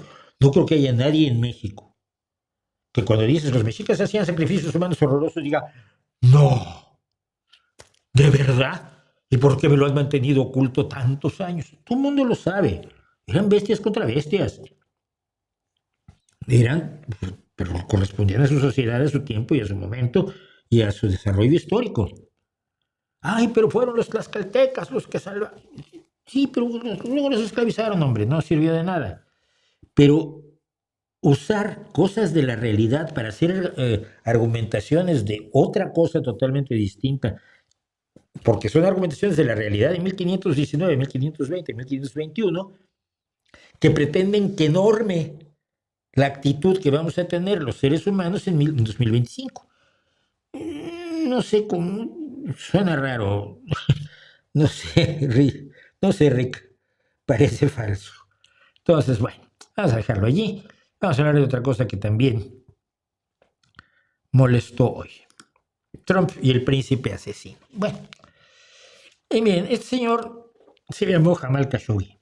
Era un periodista saudí que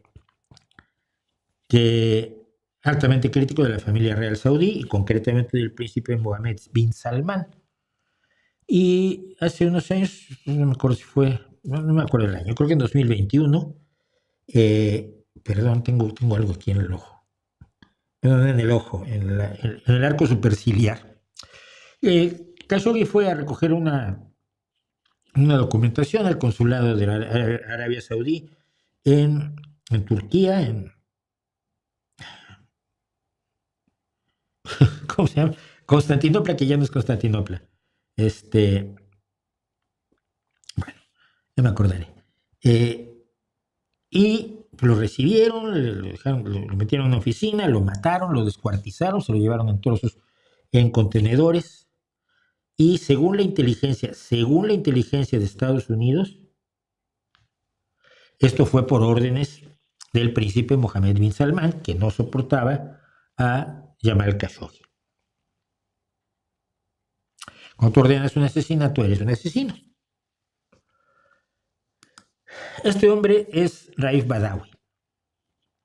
Hace 15 años más o menos fue detenido por escribir un blog expresando posiciones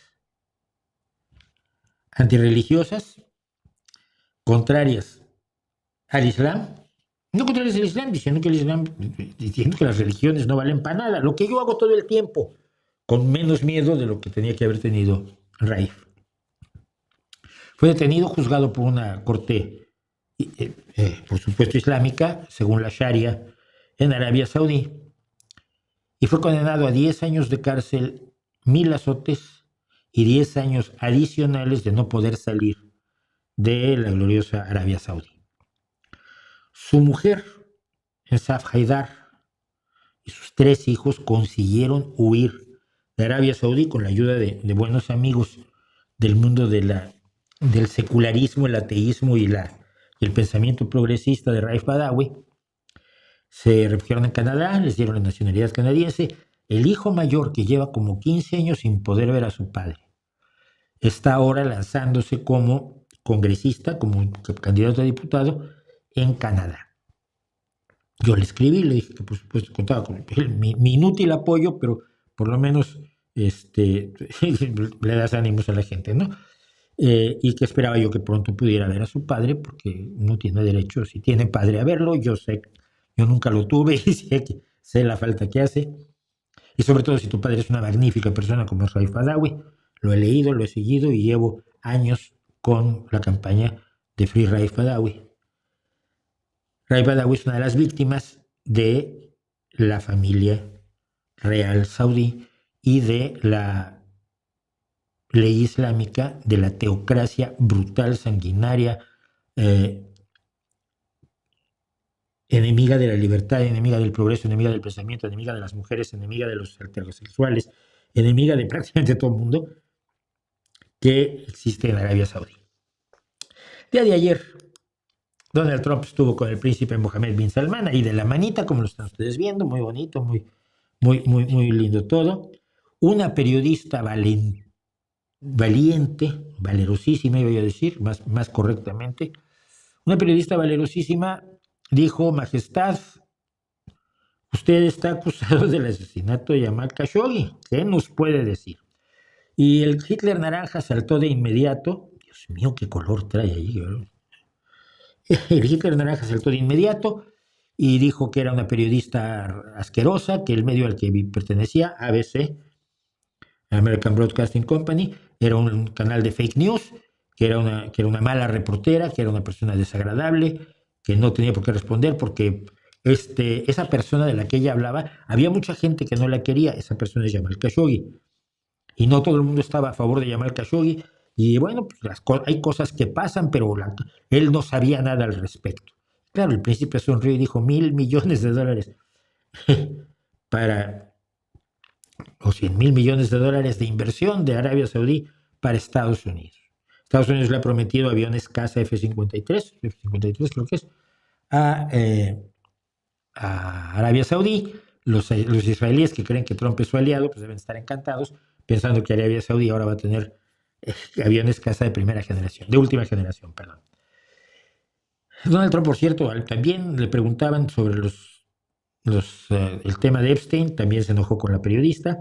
A otra periodista que le preguntó sobre lo mismo en el avión Air Force One, la llamó Piggy, la llamó cerdita, dijo: shut up Piggy, cállate cerdita.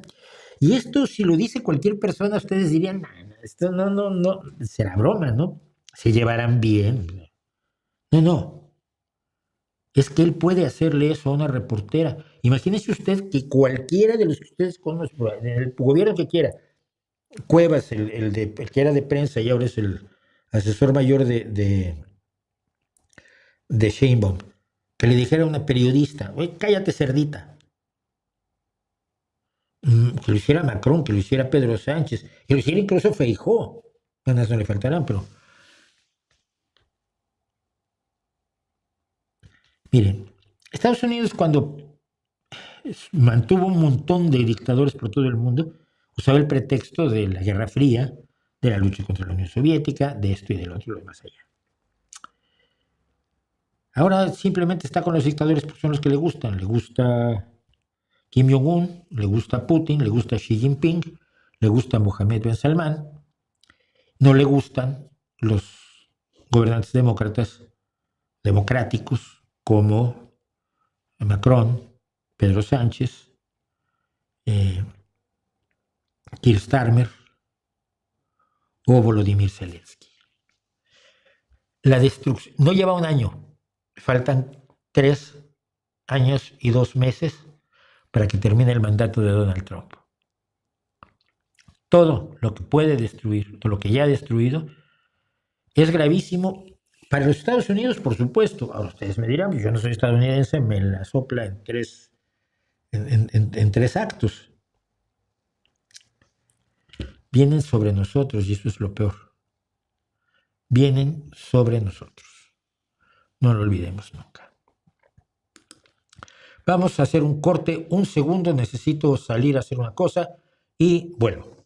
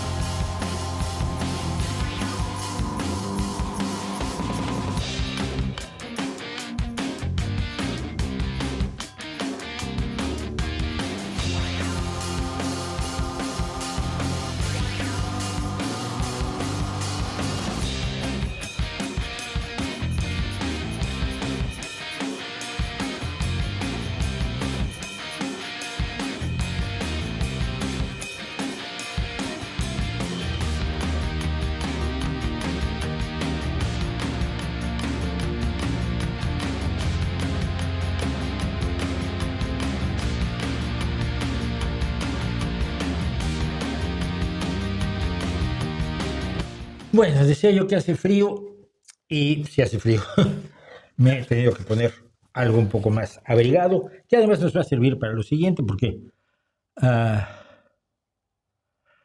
porque vamos a hacer algo que es muy arriesgado, por primera vez, poco ensayado, me van a perdonar todo lo que quieran, porque va a hablar Fito, el filósofo Fito, porque le hicieron preguntas y él las quiere contestar. No quiere mucho, pero lo convencimos de contestar. ¿Es la religión el negocio más lucrativo del mundo? No, las drogas, la trata de personas, la trata de armas, esos son mejores negocios. ¿Por qué las iglesias en todo el mundo no pagan impuestos? No lo sé. Supongo que porque no se les considera negocio, sino que tienen una labor fundamentalmente espiritual y por lo tanto lo que ingresan no son ganancias. Pero yo diría que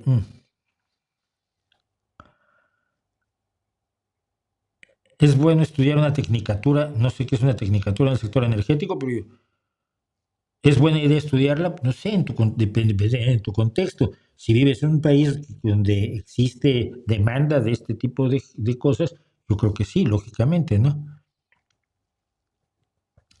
En el aniversario de la Revolución Mexicana, el 20 de noviembre, ¿algún comentario? ¿Crees que Villa o Zapata hubieran sido buenos presidentes? No.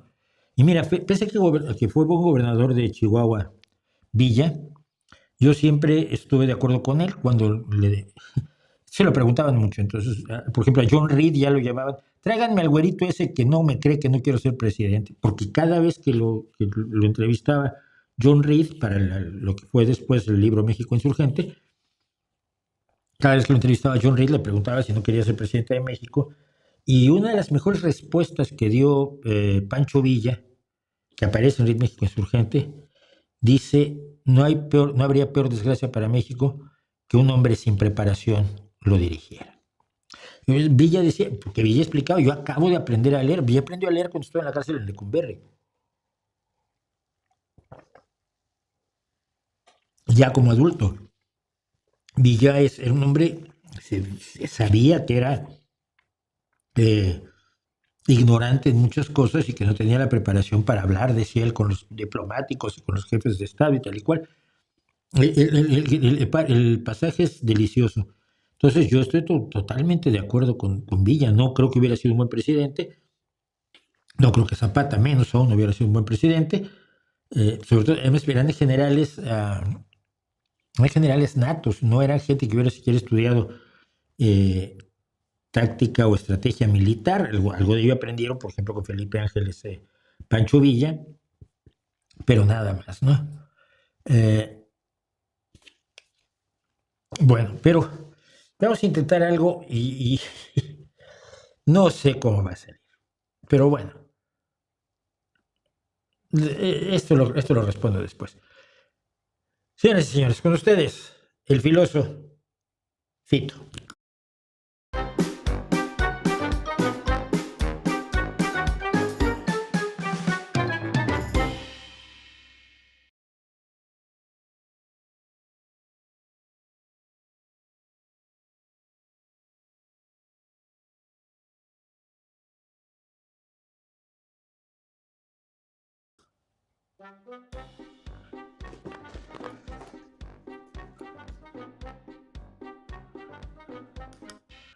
Bueno, pues como decíamos, se me ve. No se me debe ver a mí.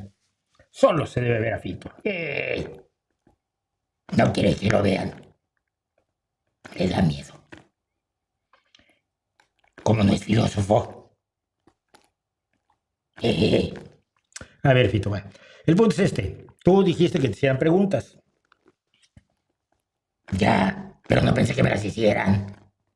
Cobro por pregunta. No, ¿cómo vas a cobrar? Esto se hace gratis. ¿Y de qué crees que vivimos los filósofos? Del cuento, pero esta es otra historia. Vamos a hacer las preguntas que te hicieron, a ver si las puedes responder. Sí puedo. Dice Ed Hunter 8585. Fito, ¿qué piensas de que los filósofos creen que sin ellos no hay ciencia, matemáticas, ingeniería y otras áreas de estudio? Yo estudio matemáticas aplicadas y nunca uso filosofía. Por cierto, durante muchos años leí filosofía y siento que perdí mi tiempo. tienen toda la razón. Sin filosofía no hay nada. Nada de nada. Como dice la Biblia revisada y corregida por Fito, la Fito Biblia, en el principio fue el filósofo.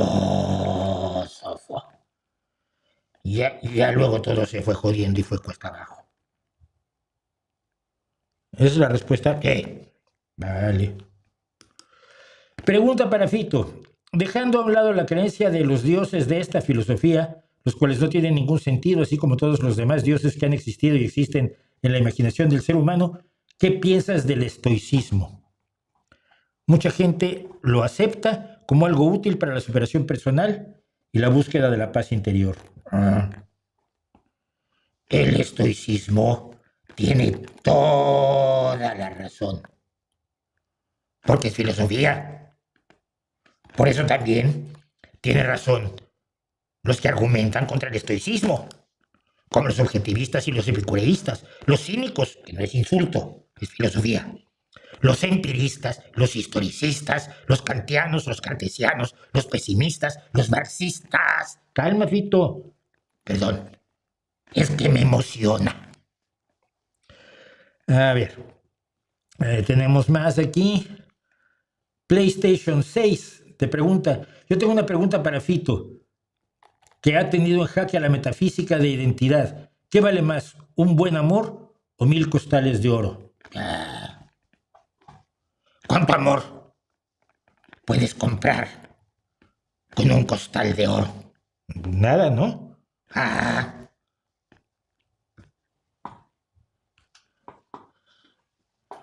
¿Cuánto oro puedes comprar con un costal de amor? Nada tampoco.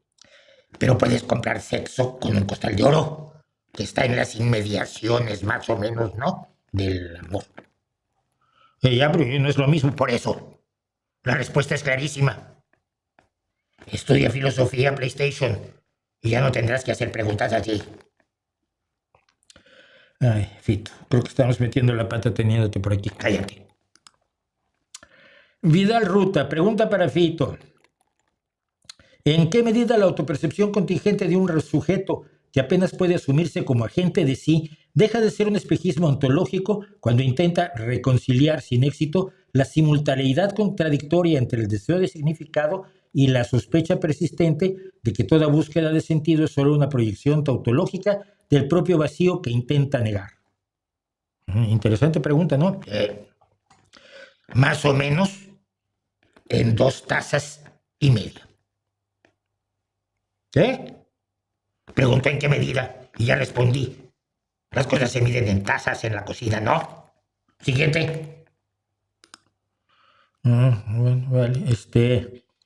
Crash Valentine algo. Crash Valentine de 6050. 60-50. Pregunta para el filosofito. ¿Por qué en los mundos de fantasía donde la magia existe, la sociedad suele ser retrógrada? Sí. Si la magia fuera real, eso haría todo más fácil, ¿no? Pero parece que los autores más bien lo imaginan como una distopía. Mira el sistema legal en Harry Potter. Ya.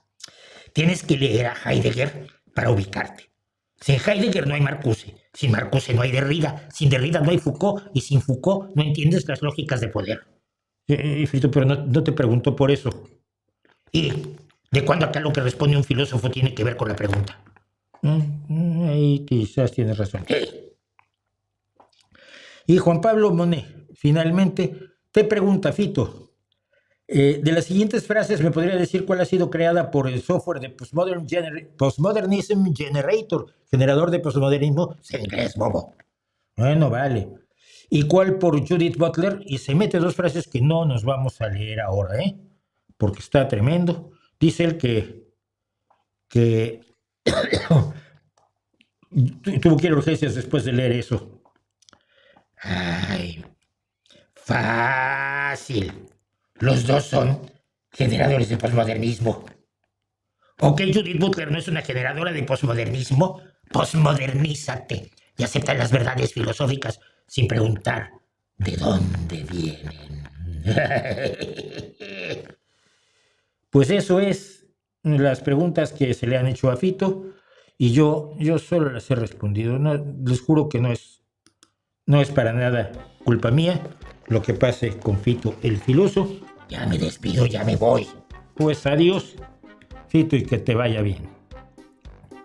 Bueno, ya me dirán qué éxito o fracaso puede tener Fito el Filósofo. Yo creo que ese tipo de preguntas,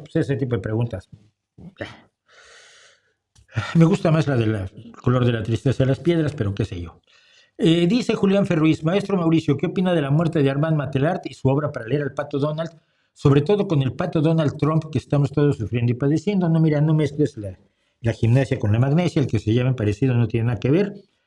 Mira, acababa de salir el libro y ya tengo todo un vídeo dedicado para leer al Pato Donald de Ariel Dorfman y Armand Matelart. Es la estupidez más colosal de sobreinterpretación convenienciera, boba, ultraideologizada, irracional de toda la historia. Hasta donde sé, ambos autores renegaron del trozo de bosta que es el libro para leer al Pato Donald. En él, estos señores manejaban cosas como la siguiente, ya lo he contado. Hay 3 sobrinos y un pato. Nadie tiene hijos porque así convences a los niños que el sexo es malo. El Pato Donald tiene una novia, pero nunca se casan, porque así todo lo encontraba en unas vueltas de lo más filosóficas. Era horrible. Yo lo leí porque además Dorfman y Matelart se supone que eran 2 intelectuales de izquierda, sabía que leerlos y así. Estaba lo del Pato Donald y yo lo leí el libro. Debo haber tenido 16, 17 años. ¿De cuándo es? Voy a para leer al Pato Donald. Y estoy directamente dictando, 1971. Yo tenía 16 años, lo debo haber leído un año después, en 1972. Y dije, no, esto es profundamente estúpido. Era como otro libro de unos alemanes que leí por entonces, que nunca he vuelto a encontrar. Se llamaba Comer con las manos, según el cual todo lo que es el fast food, que implica mucho comer con las manos, la pizza, el taco, la hamburguesa, era una forma de obligarnos a volver a un primitivismo donde no se usaban cubiertos. Pero eran 180 páginas de esta babosada. Y decías tú, y luego yo conozco gente que escribe grandes poemas y nadie los publica. ¡Qué barbaridad! ¿Qué opinas dice Mr. Dinamo, qué opinas de la situación de los uigures en China?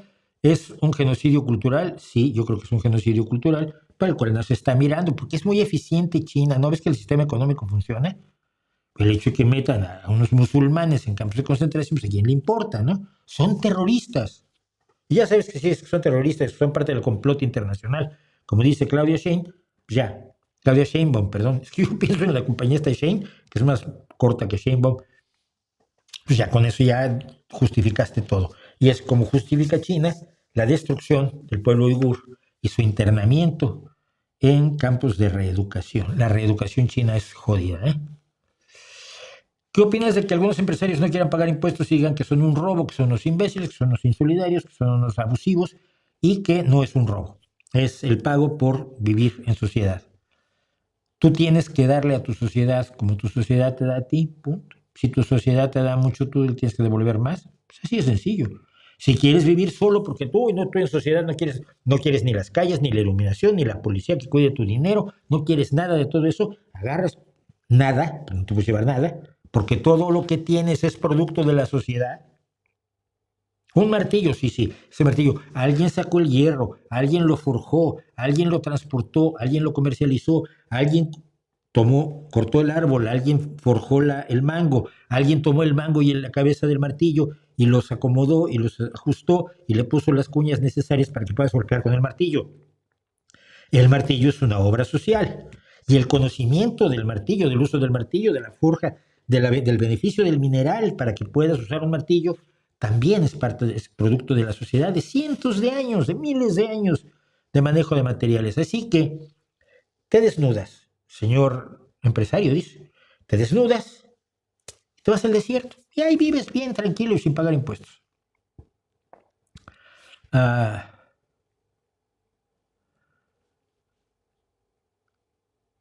Mejor calidad de audio, vinil, récords o CDs.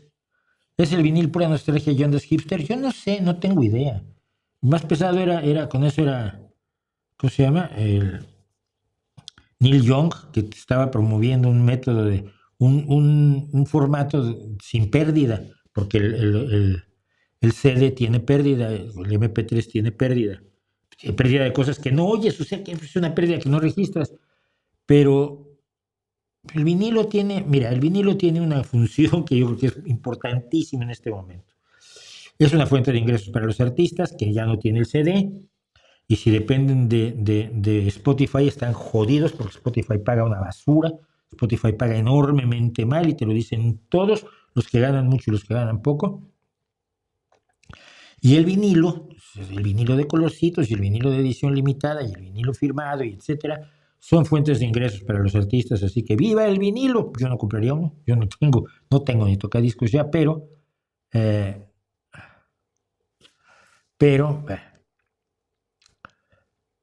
licenciatura en inteligencia artificial, ¿crees que es necesario incluirla de esa manera? ¿Qué voy a saber yo? Mira, Luis Esparza, para saberlo necesitaría yo conocer la situación de la inteligencia artificial en México.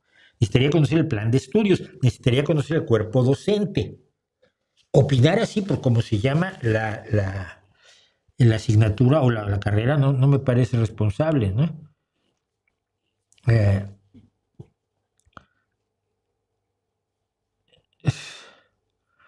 En Perú, un sistema de elecciones por lotería era lo que hacían los antiguos griegos, que se metían los nombres de todos en una urna y el que salía era el que tenía que mandar, quisiera o no quisiera. No creo que funcione. Dice que en estos vivos no debería haber anuncios. Sí, pero mira, necesitamos ingresos. La situación está mal. La situación está en serio mal en este canal. Y como pedimos ayuda, pero es difícil que la gente ayude como quisiéramos que ayudara, pues sería precisamente con apoyos a través de Patreon, que es el logo que está arriba a la derecha, o de PayPal, que está abajo a la izquierda. Y el canal tiene riesgo de que lo suspenda yo o suspenda gran parte de lo que hago en este canal porque no puedo no tengo dinero para comprar el tiempo que le dedico a esto. Estas 3 horas más las 12 o 15 horas que le dedico después al hacer los trozos, los segmentos y las miniaturas y publicarlos, y luego los 2 días que le dedico yo, más o menos 12 horas, a la investigación de los a fondo, más la grabación y edición de los a fondo, que son otras 8 horas. Son muchísimas horas a la semana y no tengo dinero para comprarlas. Necesito usar esas horas para trabajar. Entonces, los anuncios son una de las formas en las que más o menos se ayuda el canal, que no me estoy enriqueciendo como otros se enriquecen, que muy bien.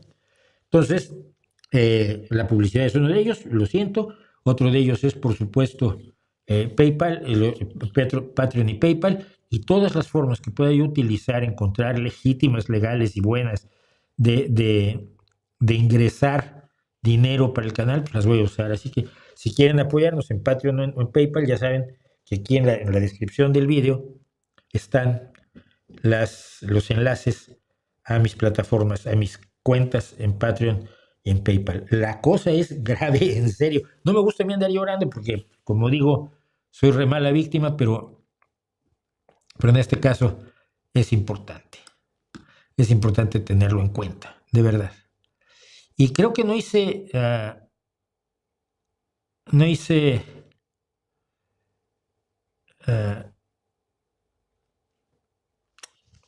letrero, pero bueno, estamos en un problema que pasa, que creo que tiene este canal en general, es que soy muy mala víctima. Miren, yo conozco, hay una chica a la que sigo, no voy a dar nombres, es una guitarrista británica, más o menos ahí va adelante, es compositora, tiene buena voz, toca bien la guitarra, pero la gran mayoría de sus vídeos no son de tocar bien la guitarra o de componer cosas o de cantar, sino son de cómo la maltrata Spotify, cómo no consigue contratos, cómo ahora que tuvo una gira, los hoteles eran horrorosos y y se cansaba mucho en la furgoneta, en la camioneta, en la que iba de un lugar a otro. Y se le rompen las cuerdas de la guitarra. Y ahora va a salir de Spotify porque Spotify no le da ingresos. Hombre, pues no la conoce nadie y gana poco, como yo gano poco en YouTube, ¿no? Pero en fin, que no es un vídeo, son vídeo tras vídeo, todas las semanas está llorando. Y dices tú, supongo que conmueve a la gente, es muy guapa. Supongo que conmueve a la gente y así consigue que su Patreon le den mucho dinero, ¿no? Yo decía que Zunzunegui es buena víctima. Es un truco que me da cosa hacer a mí porque me parece que es poco riguroso. No, claro, yo hago un vídeo y luego salen a amenazarme de muerte. Y entonces yo tengo que estar preocupado porque me amenazan de muerte. Y estas amenazas son peligrosísimas. Pero es que es gente que no quiere que yo cuente la verdad. Sí, espérate. ¿Cómo estuvo eso? Un tipo anónimo en YouTube, cuya cuenta abrió ayer para hacer esto y luego la cerró, dice, tendrían que matarte.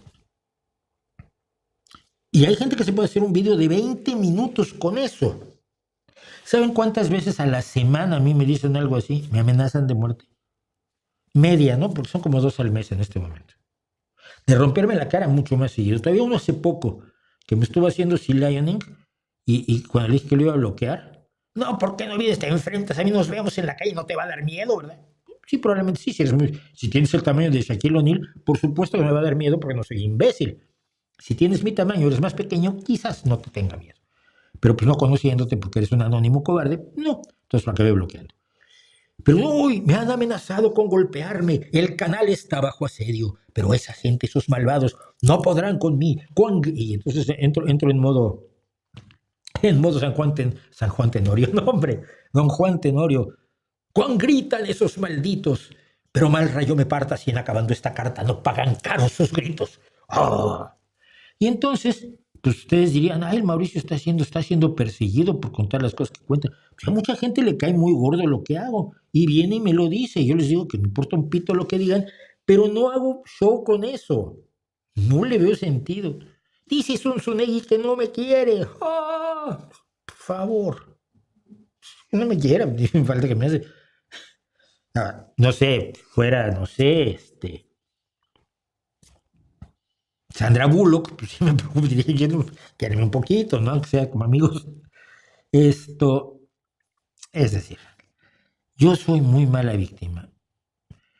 Veo con demasiada naturalidad quizás la violencia dentro de las redes. Entiendo que quienes se tiran más a fondo a ser tremendamente agresivos, violentos, ofensivos, desagradables, insultantes, generalmente no dicen mi nombre es Pepe Pérez y mi cara es esta, ¿no? Generalmente tienen un seudónimo bastante poco original y ponen un manga cuando ponen un manga, cuando no ponen nomás la letra, ¿no? Una letra asignada al azar por YouTube o por un avatar al azar en Twitter y cosas así. Veo con mucha naturalidad lo que para muchas personas es un extremo gravísimo de las redes sociales. A mí me parece normal. Cuando a la gente la dejas jugar sin reglas, pues, la gran mayoría se sigue comportando bien. Esto no te digo que no. Pero siempre habrá algunos que digan, uy, qué bien, voy a ser un troll, voy a ser una bestia, pues lo van a hacer y no tengo ningún miedo de que me pasen cosas, porque yo sé lo que es cuando te amenazan de verdad. Y nunca me han amenazado de verdad, pero conozco gente a la que han amenazado de verdad. Así que quizás yo tengo ese problema. Necesito ser una víctima más eficaz. Necesito poderles decir a ustedes, ¡ay! ¿Qué me dijeron? A ver, vamos a ver hoy, por ejemplo, busquemos si tengo alguno de estos de los que me mandan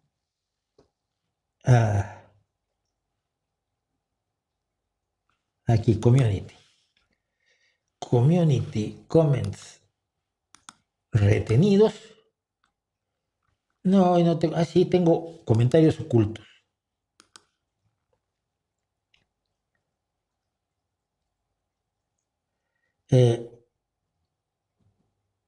No dice nada. Pero es usted un imbécil, eres un tarado y te deberían romper la cara. Ya, hombre, sí. ¿Quién me lo dice? Por sus 241 con una P. Dije, por favor. No, en realidad tendría que ser mejor víctima. A Sun Tzu le sale muy bien. Supongo que ahí sí hay más billetes. Bueno, para ver, tiene muchas más visualizaciones que yo. Eh,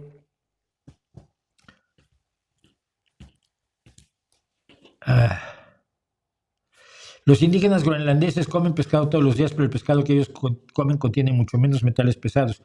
¿Qué pescados? No todos los pescados acumulan mercurio de la misma manera. No todos los pescados acumulan metales pesados de la misma manera. Hay distintas especies con distintos metabolismos. Ay. Lo he escuchado hablar de rock y de música clásica, pero ¿qué opinión le merece la ópera? La detesto, la odio, la abomino, no la soporto, la omito. No me gusta la voz impostada en general. No me gustan los argumentos de la gran mayoría de las óperas. No me parece razonable usar lo mejor de la música, lo mejor de la actuación, lo mejor de las artes plásticas en escenografía y en vestuario y todo esto para algunos argumentos que son absolutamente memos o que se podrían resolver en 30 minutos y no en una ópera de 2 horas. Salvo cosas, en general paso de la ópera. Y mi tragedia, te voy a contar mi peor tragedia. Tuve un amigo mexicano, gran tenor. Él era escritor, pero aparte era un gran tenor y venía por el mundo con unos CDs de pista musical. Es como un karaoke, karaoke operístico. Porque todos los días ensayaba, porque realmente tiene una gran voz de tenor. No me gusta la voz impostada, insisto, me gusta mucho la voz blanca. Y entonces, un día estando aquí en Gijón, tenemos un grupo de amigos, dice, voy a ensayar hoy en casa de fulano, los invito a todos a que me escuchen ensayar. Oye, muchas gracias, un tipo pero muy buena persona, muy buena persona. Y yo estaba en un café entrevistando a un autor italiano y los dos estábamos alargando la entrevista para pasar el ensayo, ¿no? Y cuando vemos por la ventana estaba nuestro amigo afuera esperando. Dice, tranquilos, tranquilos. Yo espero a que acaben la entrevista y luego ensayo. ¡Fut! Pues acabamos la entrevista, Bruno y yo. Salimos del café, nos fuimos a la casa de este amigo y nos metimos 40 minutos de ópera con este compañero.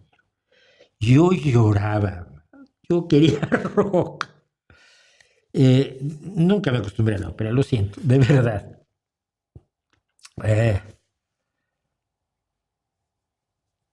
las empresas sí pueden matar a sus clientes lentamente si no regulas el mercado. Bueno, sí, pero no. Ay, Dios mío. Es que en serio, sacar de contexto lo que digo para salir con eso me parece lo más bobo del mundo. Madre Teresa, deja de decir que la marcha del 15 estuvo claramente contada por la derecha. Acabo de contar yo la represión, no la puta marcha. Dije que no quería hablar de la marcha. La represión. Si me estás llamando a mí, gente de derecha, eres más imbécil de lo que eres, usando la cara del chacal de Calcuta, de la hiena de la India, de la asesina albanesa, de la enana cruel, amiga de Enver Hoxha. Teresa de Calcuta, como tu avatar.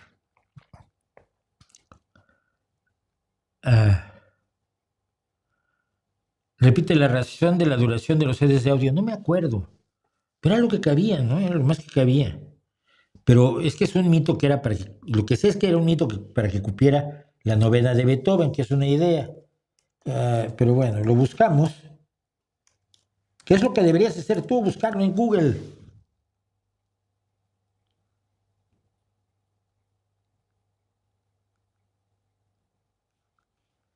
¿Por qué tiene 80 minutos?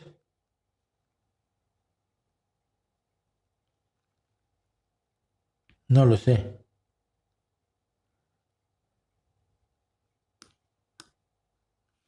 no me acuerdo por qué, pero no eran, no era porque fuera la novena de Beethoven. Lo busco y te lo saco la semana próxima. Yo participé en la protesta, tengo 23 años y estoy bastante inconforme con el gobierno y no soy de derecha, Madre Teresa. ¿Qué es lo que te van a decir todos? No todas las madres son buenas y menos con ese nombre de Teresa. Bueno, sí, es que es uno de los seres humanos más crueles que yo he conocido en mi vida. Una galería de Robert Crumb, no llego a tanto, pero hay una galería nocturna que hice y que sí quiero comentar de una vez. Vamos tirando directo con eso. Miren.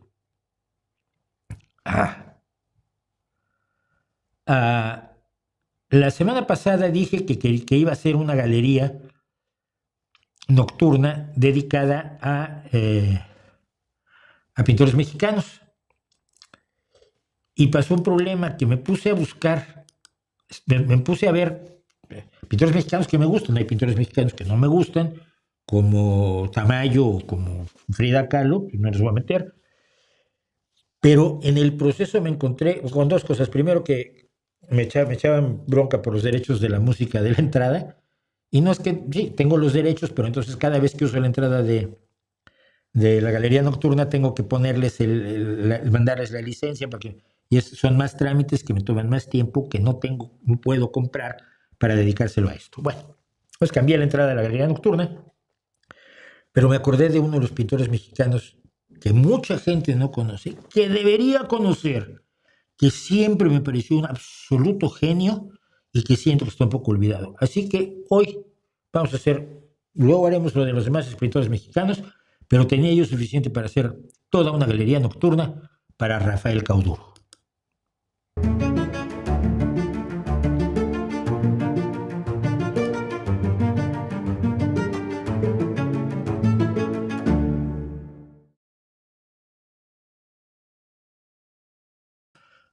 Rafael Cauduro. Por cierto, no es bonito, es una foto de la iglesia de Auvers y la pintura que hizo de ella Vincent Van Gogh. Algún día visitaré esa iglesia, es de los lugares que quiero visitar. Esa y el puente el puente aquel que pintó, que ahí está todavía. Cosas que quiero ver algún día, si se puede. Bueno, ¿quién es Rafael Cauduro? Pues yo, como digo, hablo poco de los pintores, pero una rápida semblanza al estilo de Wikipedia. No. Rafael Cauduro fue considerado uno de los máximos exponentes del muralismo mexicano. Falleció en 2022, fíjate, acaba de morir a los 72 años. Y es un hombre que estudió primero arquitectura, y es importante eso por su obra. Primero estudió arquitectura, luego estudió artes plásticas, hizo muralismo, porque en México pues, el muralismo es relevante, pero también hizo mucha obra de caballete, pero sus estudios de arquitectura son clave. Y me acordé, una de las razones por las que me acordé de él es por esto. Esto es un mural. No hay ventanas allí. Es un muro, es una pared completa, todo eso, donde él ha pintado los marcos de las ventanas y a los 3 policías antidisturbios que están detrás de las ventanas. Así como ha pintado abajo la represión y libertad presos, que al final sería libertad presos políticos, el grafiti, el tanque, los jóvenes huyendo de la represión, como huyeron el día 15 de la represión, sin importar de dónde salió la reexplicada marcha. Y esto tienen que verlo los morenistas, jueces inventados, todos los días cuando entran a hacer lo que hemos visto que hacen, que no saben las leyes. Se ríen, ay, es que yo no entraba a clase, dice la Batres, y tú te quedas y tú eres juez de la Suprema Corte de Justicia de un país de tantos millones de personas y de tanta historia. Bueno, Este mural de Rafael Cauduro habla muchísimo de cómo hacía él las cosas. Repito, la pared no tiene grietas, las grietas están pintadas. La pared no tiene marcos de piedra, adentro de los cuales hay marcos de madera, de ventanas, donde atrás se ven cosas, edificios. No, es una pared, solo una pared. Voy a hacerlo más pequeño porque creo que falta, sí, faltaba ver el rostro de mujer que sale junto con las dos que están entre las ventanas, el rostro de mujer, un ángel, esperamos que el ángel de la justicia, que sale por encima de la ventana central. Esto es una maravilla. Esto es una maravilla. Y aquí es donde empieza uno a ver la calidad de Cauduro. Miren, Cauduro pintó cuando todos eran abstractos. Era horroroso.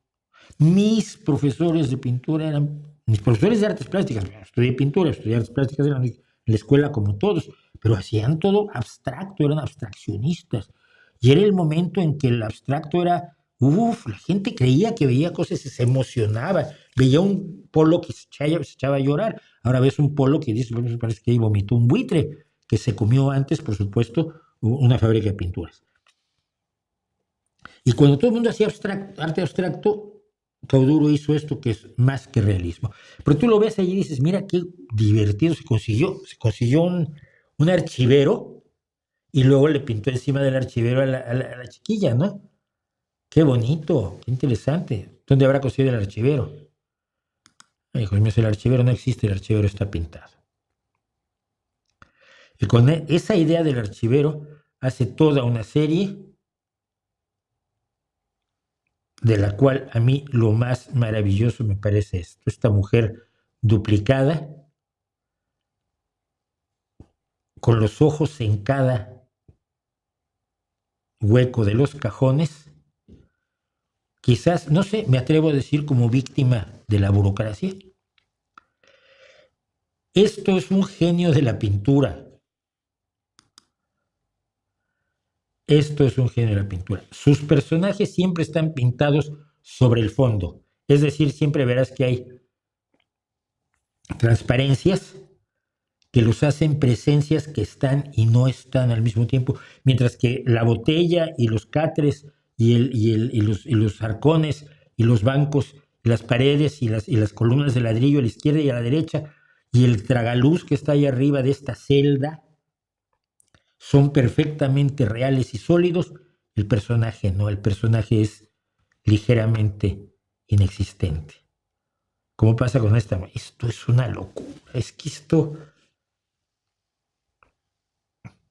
te hace pensar en ciudades, te hace pensar en la presencia humana, te hace pensar en lo que tú has vivido, sobre todo en las ciudades. Son muy puertas de una Ciudad de México antigua del siglo XIX y anterior, ¿no?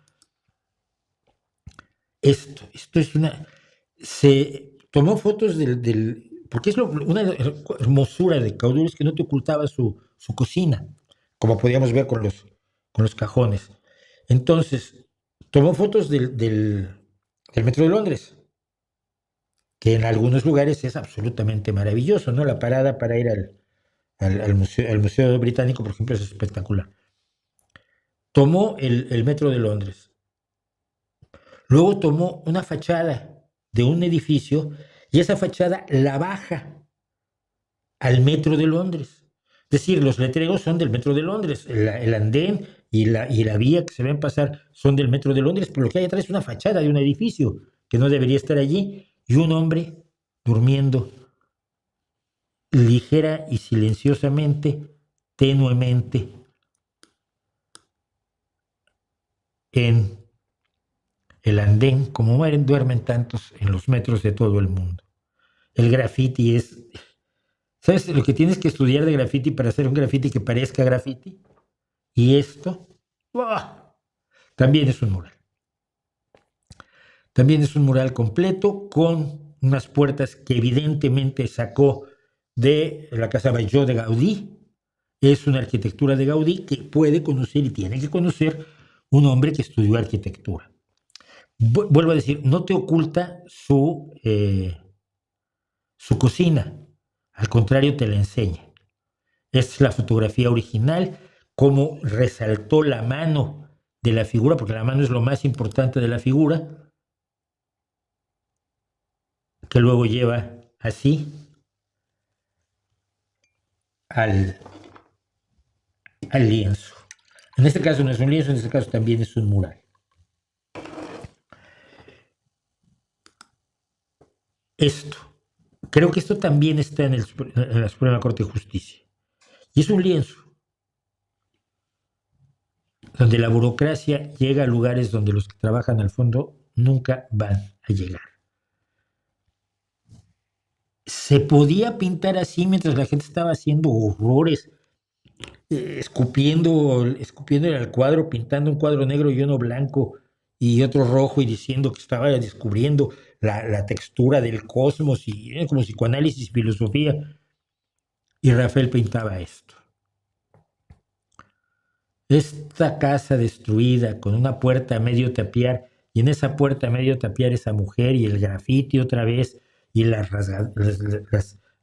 rayones del tiempo en esa puerta que crees completamente que es verdad, no que es creada por un pintor.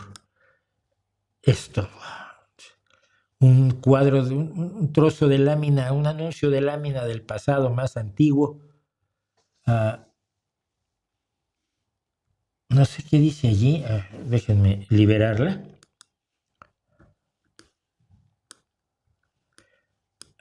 Uso exclusivo decía. Uso exclusivo de algo. Creo que es farmacia de primera. Esto. La mujer está pintada sobre un coche pintado, arruinado, destruido, chocado hace 40 años, ¿no? Un Ford Fairlane, para mayor precisión, estoy casi seguro que es lo que es. Este carro de ferrocarril destruido, no sé si lo habrá tomado del natural, quiero suponer que sí, porque madre mía, qué cosa. NDM, Ferrocarriles Nacionales de México, ese NDM identificaba todos los vagones y ferrocarriles de Ferrocarriles de México, y en este caso es un carro que era para uso exclusivo de fertilizante. Esto que tiene sus reminiscencias de Escher.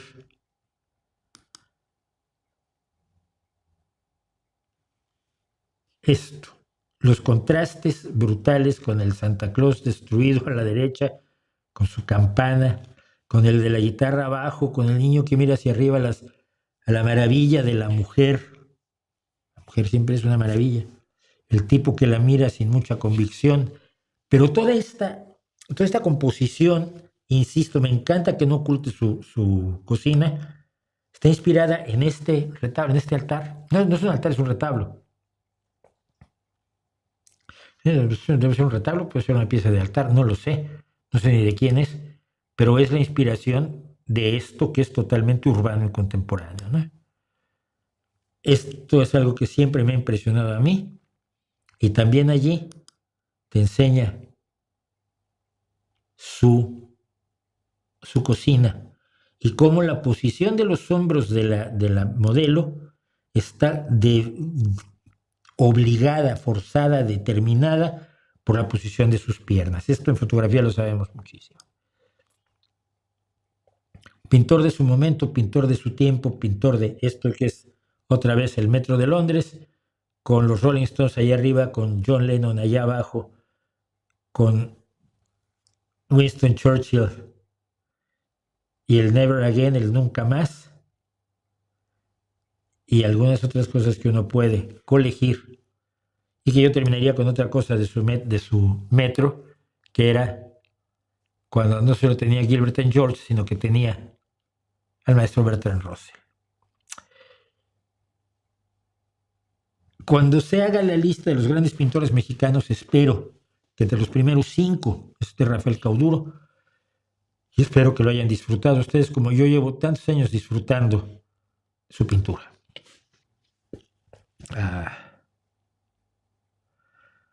El derecho a la protesta se debe defender. Preocupa que las fuerzas del orden se volteen contra la población. En Perú mataron a manifestantes. Estamos a esto de que mueran manifestantes en México otra vez. Las policías de nuestros países son una lacra. No, pero no es la policía. No es la policía. La policía obedece órdenes. Lo que hicieron los policías en México el pasado sábado fueron órdenes de Clara Brugada, de Claudia Sheinbaum y de su tropa de zánganos.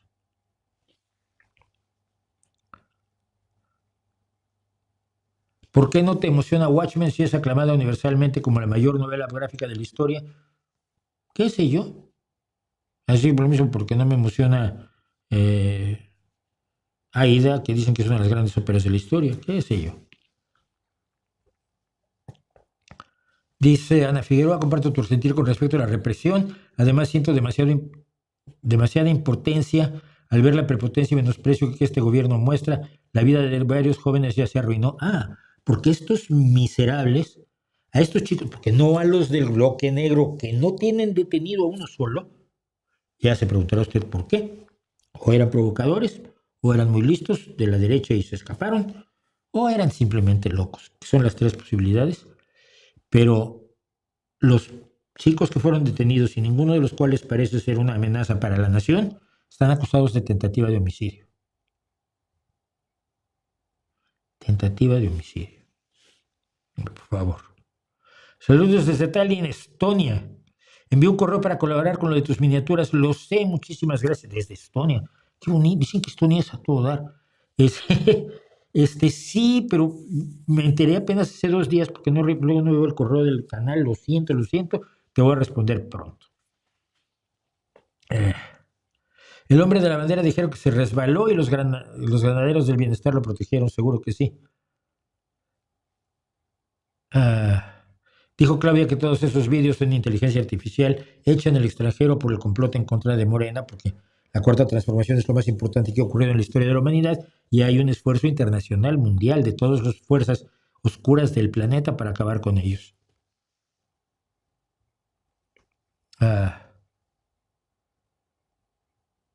Es la jefa de gobierno inaugurando las líneas del metro, eso dije, es la jefa de gobierno, Clara Brugada, gobernadora de la Ciudad de México, diciendo una absoluta mentira, porque en México no se pueden manifestar, ya. Si yo estuviera en México, hoy tendría miedo, fíjate, por todo lo que he dicho en los últimos años.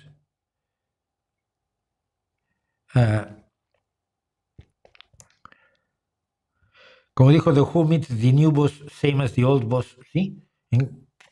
Te presento al nuevo jefe, es igual que el viejo jefe, por desgracia, sí, son priistas. ¿Cómo se le puede llamar a un político cuando miente y sabe que miente? ¿Será cinismo? ¿O son tan tontos que se creen sus mentiras? No, yo creo que no se creen, no se pueden creer, no se lo pueden creer. Hoy es el Día Mundial de la Filosofía, felicidades. Fito, te hablan. No quiero. Me da igual. Pero es tu día. Día de la filosofía. El día de la filosofía no es el día del filósofo. Joder, tío. Son bien exigentes estos.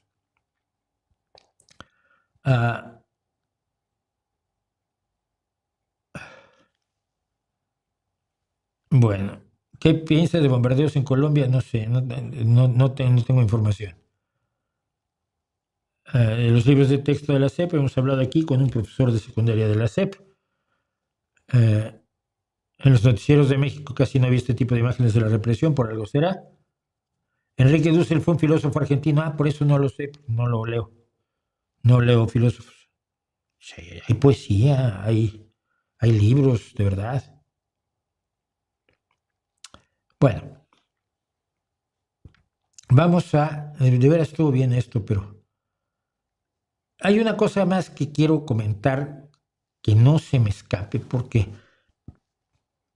el otro día hablé de cómics.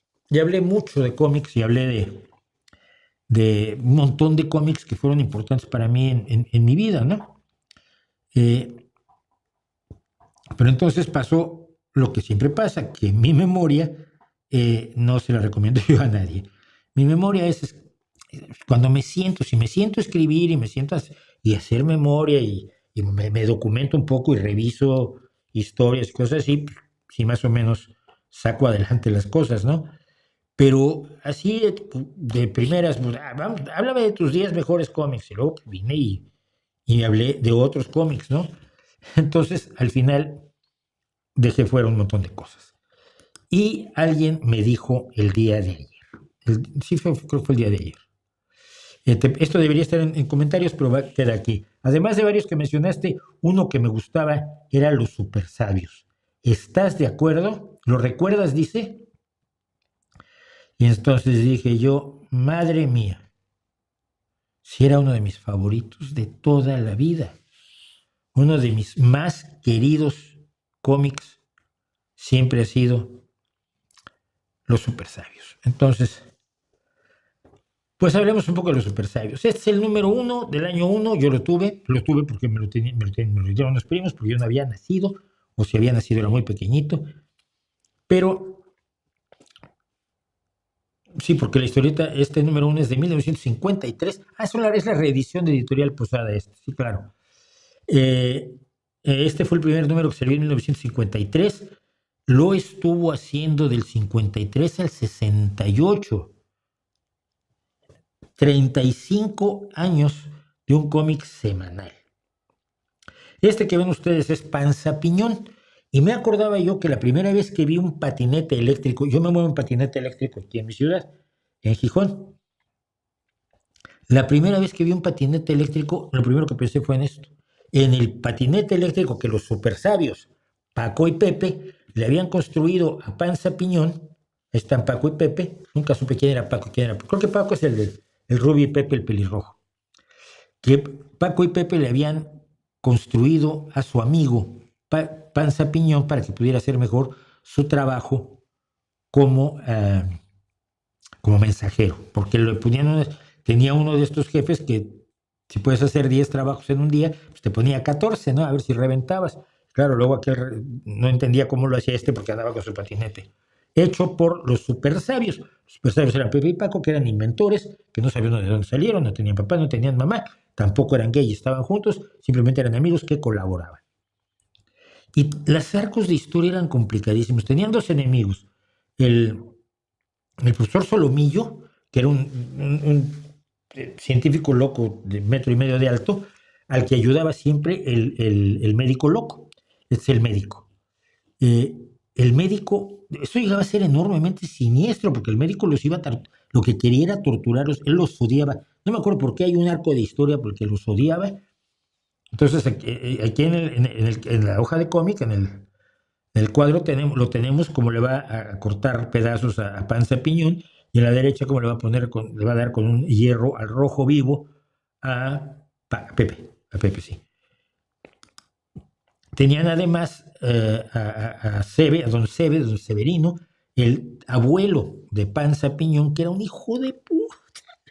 No hay otra forma de decirlo. Era un desgraciado, un miserable, un egoísta, narcisista, cruel con todo el mundo, absolutamente despreciable. Y tenían arcos rarísimos. Yo recuerdo vagamente, había una niña que de pronto apareció de la nada que se llamaba Clavelito y que no sabe si era un sueño o no era un sueño. El autor, don Germán Butze, se dio un lujazo durante la friolera de 35 años de hacer todo tipo de arcos históricos, y quiero poner la foto de él porque realmente es uno de los genios. Una cosa que hacía mucho la madre de Panza era pegarle, y le pegaba con una tabla, con un clavo incluso, cosa que a los que nos pegaban pues los identificábamos con Panza. Pero creo que tenía una foto por aquí de don Germán Butze. No, por desgracia no la tengo. Es uno de los grandes genios del cómic. Él era guionista, él era el dibujante, él lo hacía absolutamente todo y lo hizo durante muchísimo tiempo. Y los supersabios fue una parte importantísima de mi vida. Otra parte importante fueron los cómics de terror que llegaban de Estados Unidos y maltraducían en español, que tenían además, imagínate, o sea, ves el tipo de de dibujo y es bastante siniestro. Y esto yo lo leí a los 9, 10 años, ¿eh?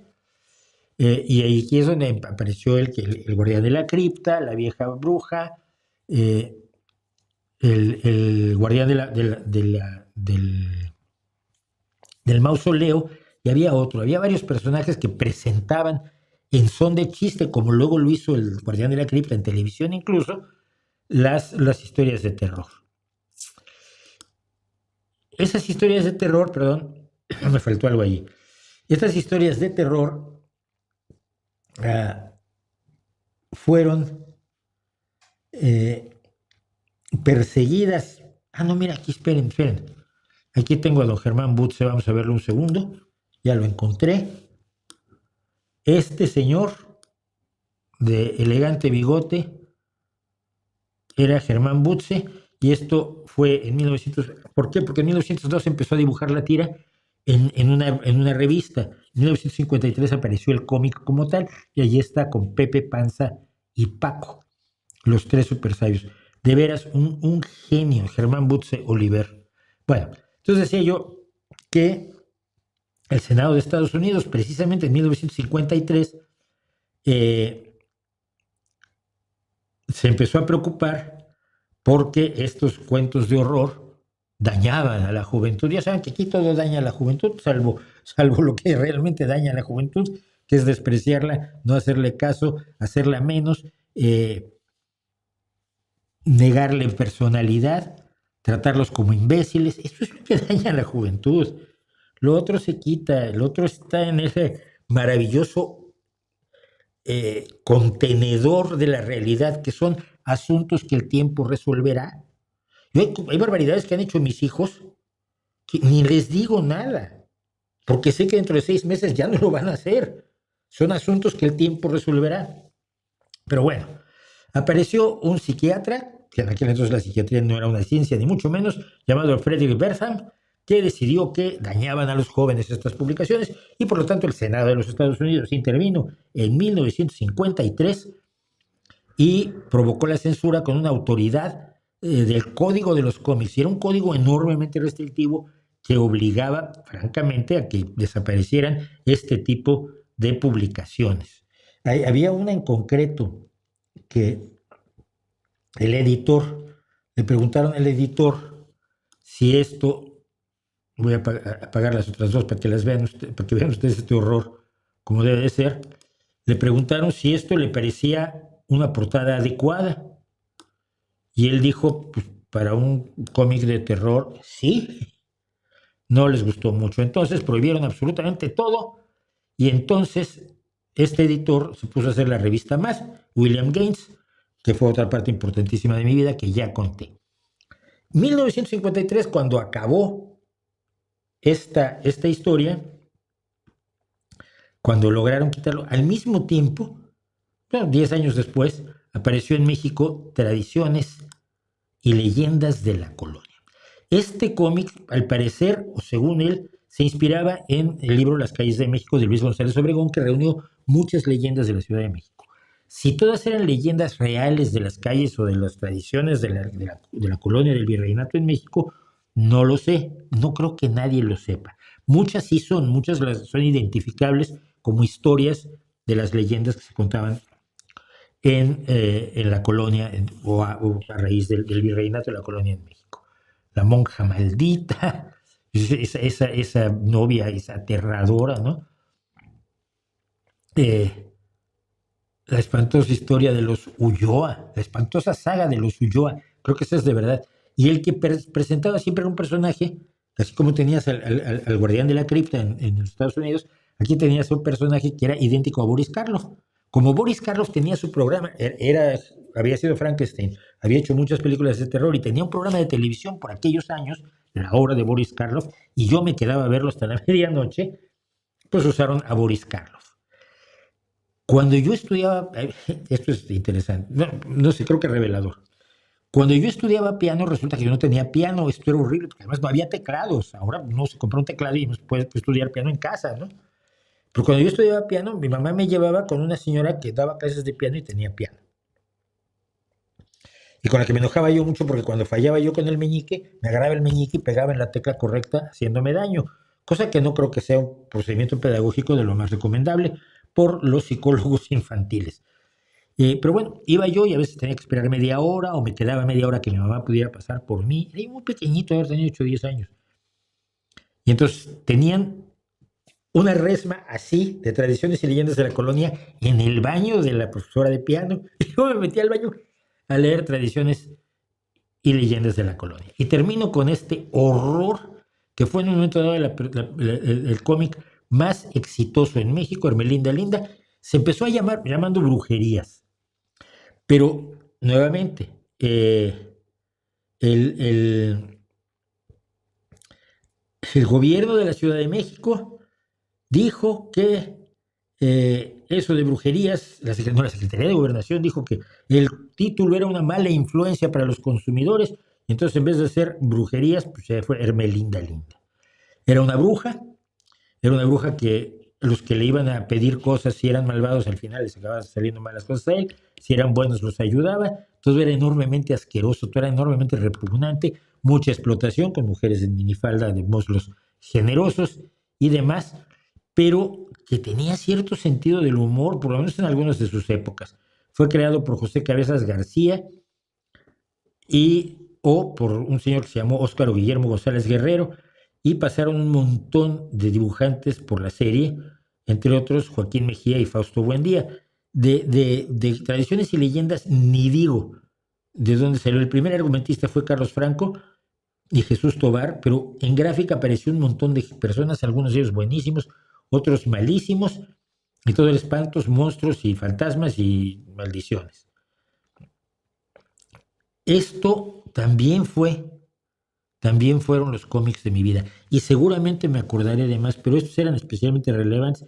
Me acuerdo mucho de mis ratos en el baño. Estos pensarían que estaba yo haciendo otra cosa. Estaba yo leyendo tradiciones y leyendas de la colonia. Como gente descarnada. Generalmente lo que... No se comían el resto de la cara, ¿no? Pero se comían los labios. Entonces estaban con los dientes de fuera como... Así se les dibujaba. Y yo lo hallaba divertidísimo. Y no creo que haya sido culpable de que yo sea mala persona, porque tengo algunas otras cosas que me lo pueden haber afectado, pero no eso. ¿Qué me dicen? ¿Qué tipo de conocimiento implica la gestión pública? ¿Ciencia política, filosofía política o realismo político? No creo que sea ciencia política. No, yo creo que la gestión pública implica dos cosas fundamentalmente. Uno, una visión política. O sea, un proyecto de sociedad. Estás aquí, quieres llegar aquí. Si la sociedad se supone comparte tu proyecto, pues va a votar por ti y todo estar muy bien.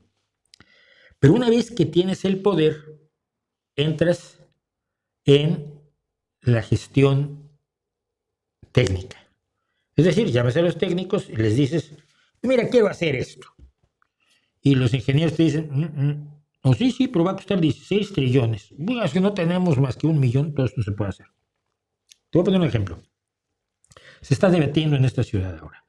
En una gran universidad, el edificio más grande de España, donde está estudiando ahora mi hijo, que es la Universidad Laboral de Gijón, que hizo Francisco Franco con una arquitectura brutalista, absolutamente estremecedora, había unas piscinas, unas albercas, y la gente iba, pero resulta que esas albercas las puedes usar 3 meses al año por el tipo de climatología que hay en Gijón. Aquí es junio, julio, agosto, cacho septiembre, junio no completo y cacho septiembre, y luego ya pues, es invierno o es primavera o es otoño, y no es como para irse a la piscina, sino está calentita y bajo techo. Ya.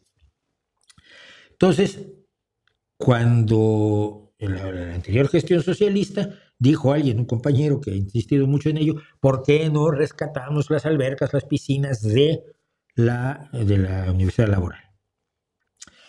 Entonces, se analizó, lo vio la alcaldesa, lo vio la gente del grupo municipal del Partido Socialista, y dijo, pues mira, vamos a traer a los técnicos. Todos los ayuntamientos, todos los gobiernos tienen un equipo de técnicos de asesoría técnica, ¿no? Oigan, miren, que se trata de hacer esto.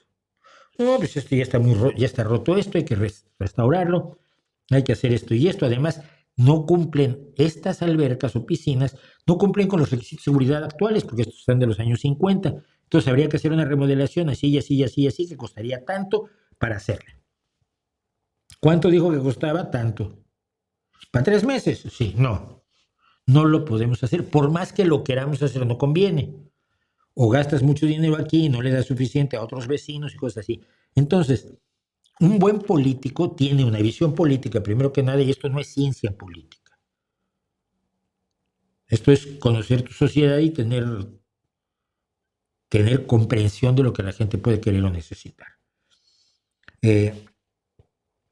Y luego apoyarte en lo que se sabe para hacer las cosas lo mejor posible, y allí vas a encontrarte con muchas ocasiones con gente a la que le tienes que decir a los vecinos, oiga, es que esto no se puede hacer. Ya, pero nosotros votamos por usted porque lo iba a hacer. Hombre, sí, yo lo quería hacer, pero fíjese que no se puede. ¿Por qué? Porque la tierra allí no sirve para hacer un túnel. Porque si hace usted un túnel allí, se le va a caer encima. O si hace usted un puente allí, hay una sismicidad tal que el puente tendría que salir demasiado caro, porque tendría que tener unas características que no nos podemos permitir. Reunir la técnica, la visión política y la economía, yo creo que es la base de todo lo que es la gestión pública. Todo ello con honradez y transparencia, ¿no? Simple y sencillamente.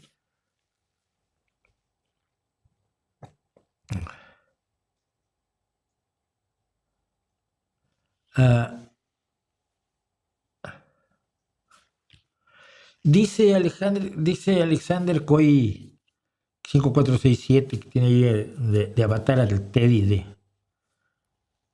del de Family Guy. Algo que se nota mucho cuando se lee literatura normal es que casi toda tiene algún mensaje político social sin importar su bandera. Lo curioso es que todos nos hacemos los ciegos. Yo no creo que nos hagamos los ciegos. Es que mira, la vida es sociedad y política. ¿De qué vas a hablar en literatura si no hablas de tu sociedad y hablas forzosamente de política? ¿Por qué? Pues si hablas de una familia de ricos y de lo que les pasa a los ricos, estás dejando claro que estás retratando una estancia de la sociedad, un grupo social que contrasta con los otros, y al hacer el contraste el lector lo va a notar. No creo que haya ni literatura sin política, ¿no? Ni nada sin política, de alguna u otra manera. Christopher Hitchens era en general muy racional. Su apoyo a la guerra de Irak de Bush podría tratarse de islamofóbico, no porque no lo hacía por odio al Islam, lo hacía porque se creyó una narrativa determinada, pero era en general muy racional, sí, también, pero fue marxista en su juventud, y eso siempre me llamó mucho la atención. ¿Cómo podía ser marxista Christopher Hitchens, no? Ese fue el audio, ¿no?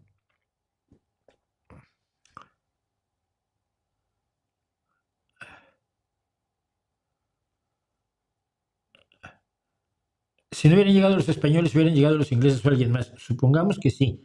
¿Y qué? Si todos somos producto de inmigraciones, conquistas, imposiciones, sustituciones culturales, pero en todo el mundo. En todo el mundo. En Inglaterra vivían los anglos, hasta que llegó Guillermo el Conquistador y fueron sajones. Y cambiaron hasta de forma de hablar. Y nadie está diciendo que por eso el Reino Unido se tiene que unir a los pueblos sajones nórdicos de Europa. Es una estupidez. Todas las sociedades han sido así. Pues es que estos creen que descubrieron el hilo negro, y en realidad no creen que hayan descubierto el hilo negro. Lo dicen para sustentar, apuntalar, justificar y promover una visión imperialista. La visión de que el enemigo de todos son todos los anglosajones. Hay que volver a unir solamente a los que hablan español. Todos los demás son malos. Los buenos somos nosotros. Sin esta cuestión siempre demagógica, populista, crear el ellos y nosotros. Y unirnos con España. Y entonces seremos grandes. La promesa de grandeza.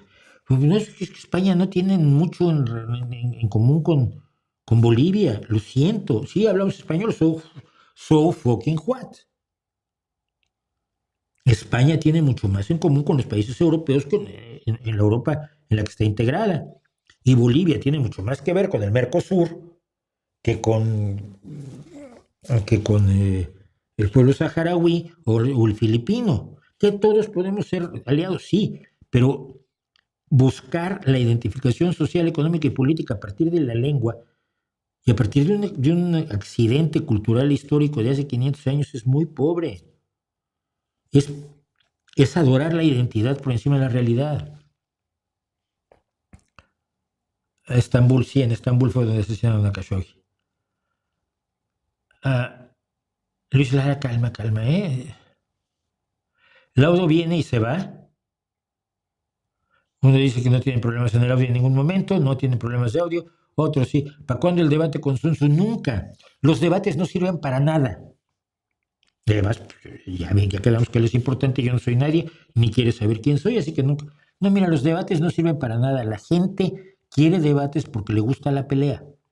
No sabe lo que es un debate. Los debates son muy aburridos. Los debates tienen reglas. Lo que la gente quiere es discusión. Se reúnen y discuten. Y entonces uno gana y dice, sí, va a ganar el tuyo siempre, a tus ojos. Es absurdo. Es absurdo.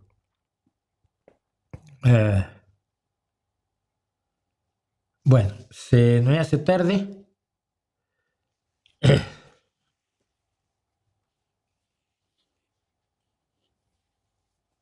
A ver, Luis Lara, de veras, es que te has apropiado de la línea de chat. Yo digo que el gobierno morenista no es socialista, no lo es, no tiene un solo rasgo socialista, no tiene un solo rasgo de izquierda, ni uno. Y desde que López Obrador estaba en campaña en 2017 dijo las cosas que lo separaban al de la izquierda. Luego se finge de izquierda, allá ellos. Que algunos estuvieron en la izquierda, sí estuvieron, y se les quitó. Y al igual de Maduro o Castro en Cuba, mira, Castro era comunista. Y Cuba tiene un sistema comunista. Maduro no, tanto Chávez como Maduro crearon un populismo narcisista depredador corrupto, que no está dominado por ninguna ideología. Cuba sí estuvo dominada por una ideología y yo he estado allí. Cuba es la izquierda que no quiero, la izquierda revolucionaria, pero sí es izquierda. Es izquierda revolucionaria y autoritaria. Yo creo que hay una izquierda democrática y una izquierda que puede vivir con la democracia y no necesita la dictadura. Pero si yo digo que Morena no es izquierda es porque no lo es. Y no le veo parecido ni con Maduro ni con Castro. Pero en serio. Bueno, se está acabando esto. Le da un poco de miedo Fito, porque es un filósofo. Fito es mi nuevo ídolo. Me da miedo Fito, si fuera niño estaría llorando. Uy, vamos a poner gorro o algo, ¿no?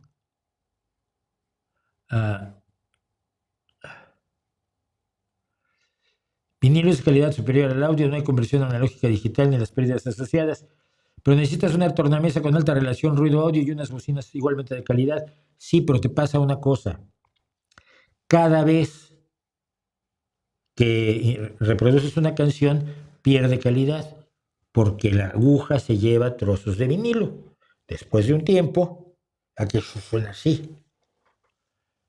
Siendo analógico, es el problema. Por la aguja, sí, claro, yo las tuve.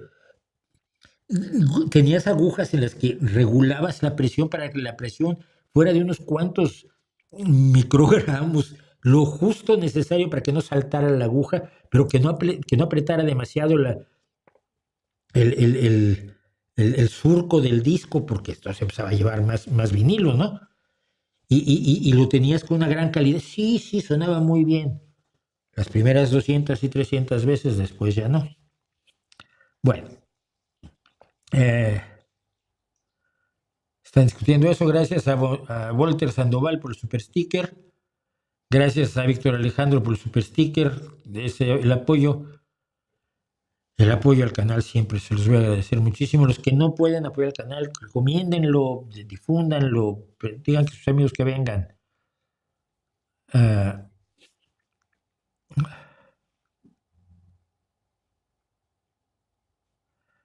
Hace tiempo que no te veía en stream. ¿Qué diría de una universidad autónoma en México que su canal de televisión transmite Russia Today? están totalmente equivocados, evidentemente, ¿no? Que es una universidad autónoma que no tiene autonomía de pensamiento respecto de uno de los conflictos más importantes del siglo XXI. Bueno, vamos a, porque si no, no lo sacamos nunca. Estos son los comentarios temerarios.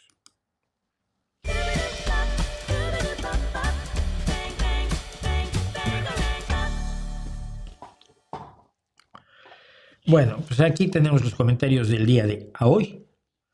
Y vamos a empezar rápidamente a ver si nos da tiempo. No, tengo que hacer un corte otra vez. Disculpe, pero no se preocupen. No dejaremos ni un comentario fuera.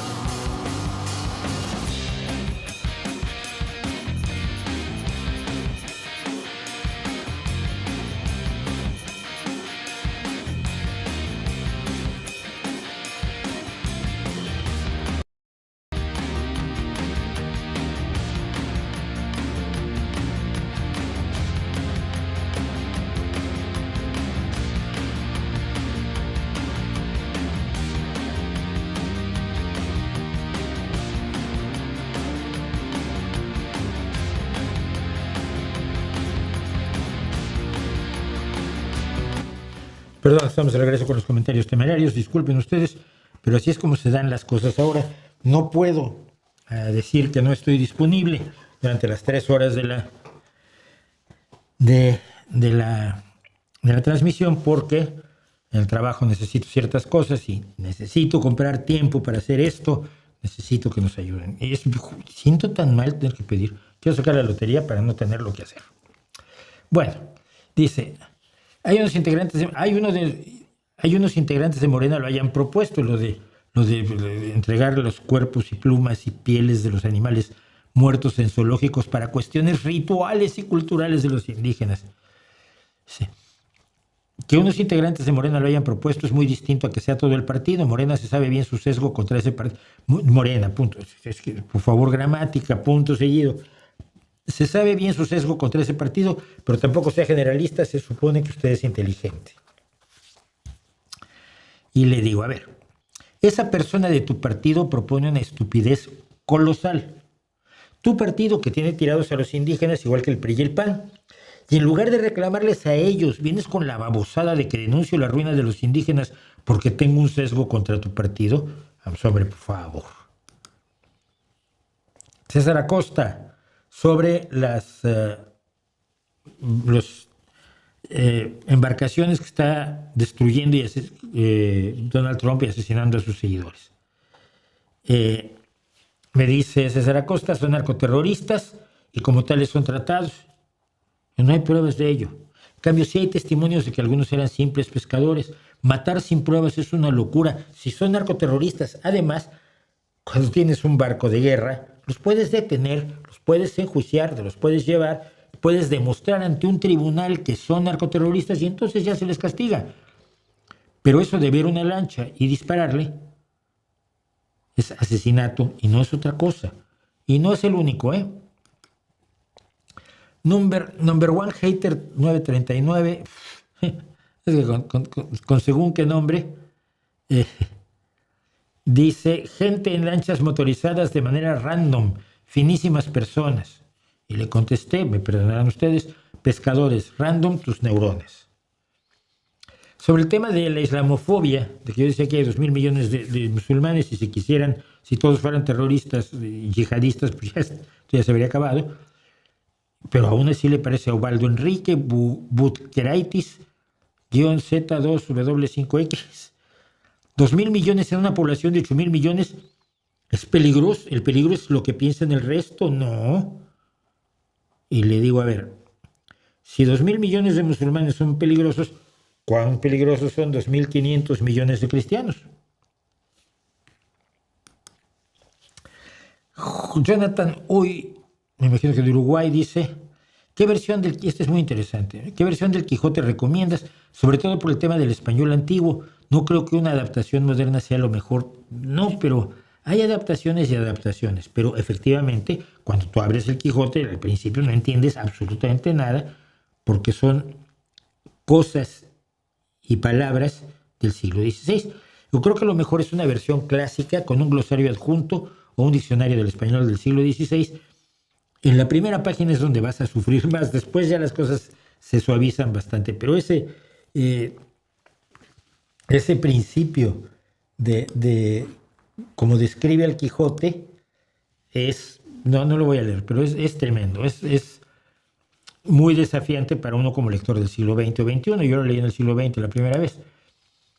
Dice Ismael Valerio Ambrosio 1324, Ambrosio con C, qué raro. Eso habla más bien de Zunzunegui que de usted. Qué pena me da por usted, señor. Lo que dije de...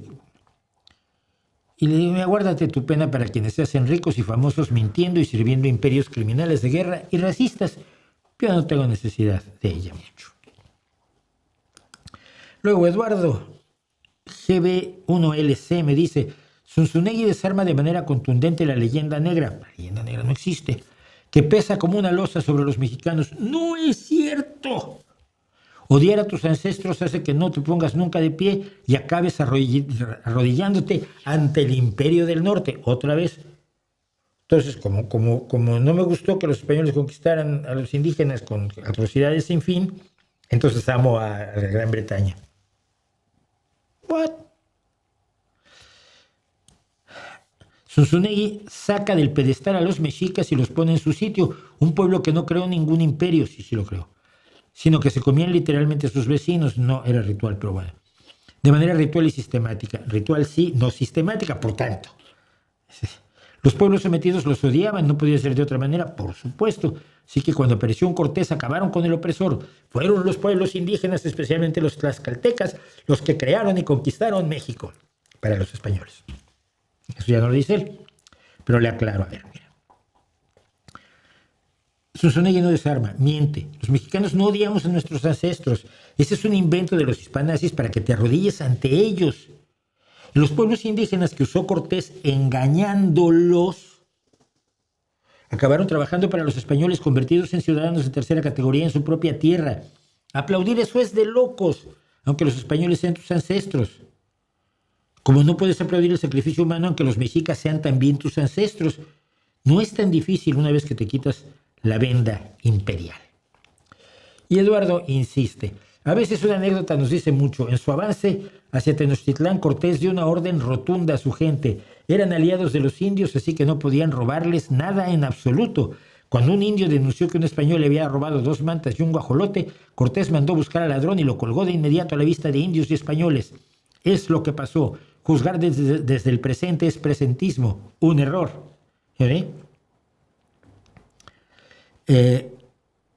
Entiendo que estás juzgando desde el presente la acción de Cortés. Efectivamente, eso es presentismo.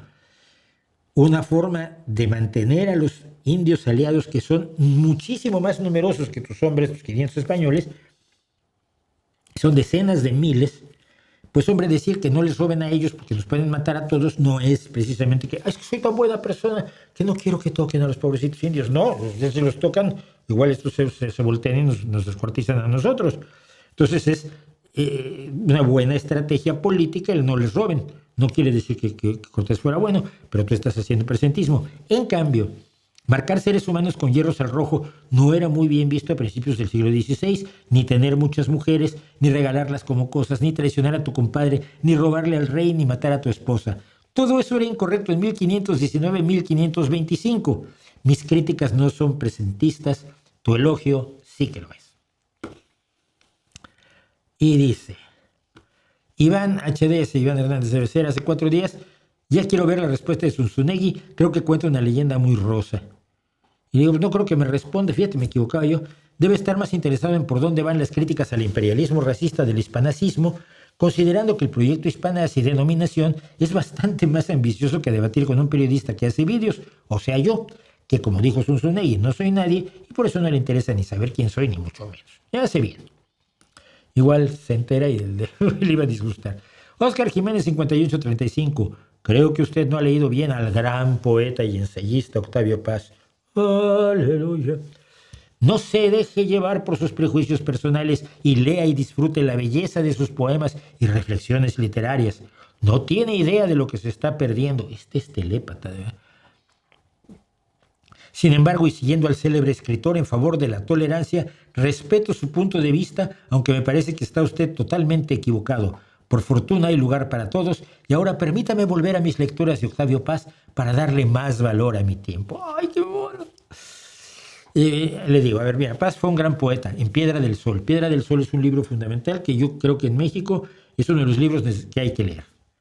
Y de ahí para abajo hasta hacer horrores como Ladera Este, que debes haber leído, y que es un libro horroroso de poemas inanes de un mexicano que se sintió indostano, ni mexicano ni indostano, ni nada que no fuera enano. Como ensayista es basura y lo demostré pronto con su como ensayista es basura y lo demostraré pronto con mi análisis de su antimexicano Laberinto de la Soledad, que llevo mucho tiempo queriendo hacer. Le digo, y te recuerdo que su último ensayo sobre Sor Juana, donde afirmaba que ella era lesbiana, fue discretamente desaparecido. No aparece en ninguna bibliografía de Octavio Paz, porque fue una vergüenza de ensayo, porque decía cualquier tontería en los ensayos, y decía cualquier tontería en los ensayos.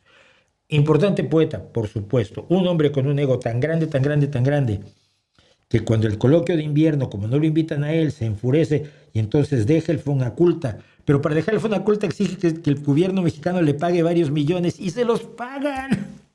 ¡Hombre! No, mira, toda acusación es una confesión. Tú no has leído bien a Octavio Paz. Y llegamos a nuestro premio Elton, que esta vez es compartido. Creo que es compartido. Ahora vemos si es compartido o no, pero bueno, este es el premio Elton.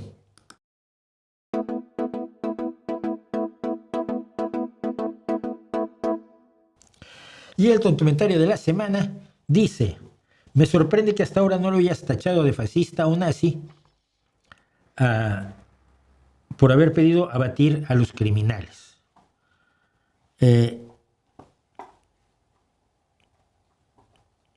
Espera,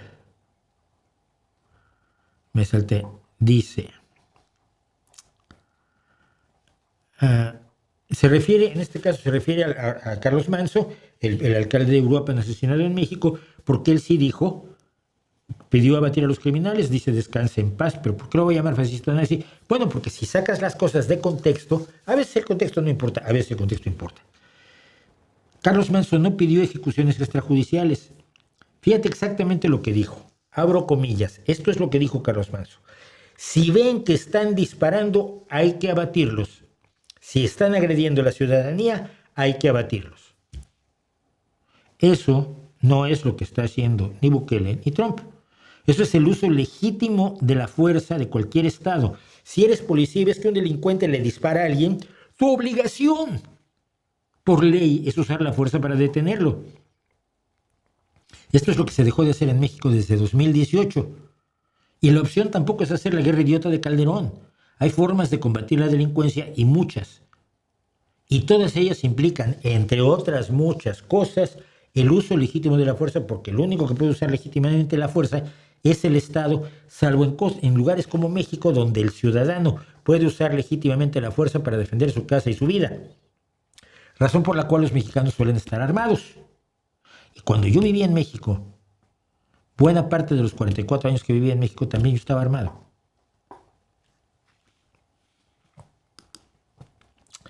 Ley del Bosque dice, creo que Andrómeda es de Alejandro Santiago. Esto es importante.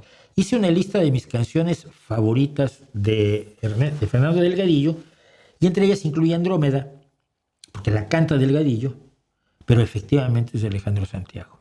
Entonces esto me da oportunidad para... bueno, era normal que Fernando la cantara, pero eran un grupo de amigos, estaban Gonzalo Ceje, Rodrigo Solís, Alejandro Filio, y otros varios, no me acuerdo de todos, ¿no? Entonces Fernando Delgadillo canta Andrómeda, pues una de las grandes canciones de Santiago, pero digo que Alejandro Santiago es de los injustamente olvidados, junto con los que ya mencioné, Ceja, Solís, Filio y otros. Recuerdo en especial a Gerardo Peña, que tenía canciones potentísimas. Pero Alejandro Santiago es probablemente uno de los mejores cantautores que tiene México. Su calidad letrística y su excelente instinto para amalgamar la letra a la música me parecen de la máxima calidad. Delgadillo está a la altura también, pero Delgadillo es mucho más conocido y ganó mucho más que Alejandro Santiago. Entonces quería aprovechar para invitarles a que escuchen a Alejandro Santiago. En YouTube hay muchísimo material de él. Mis favoritos de Alejandro Santiago son De mi pasado, Que pase el huracán, Nómada. Nómada es un cancionorrón.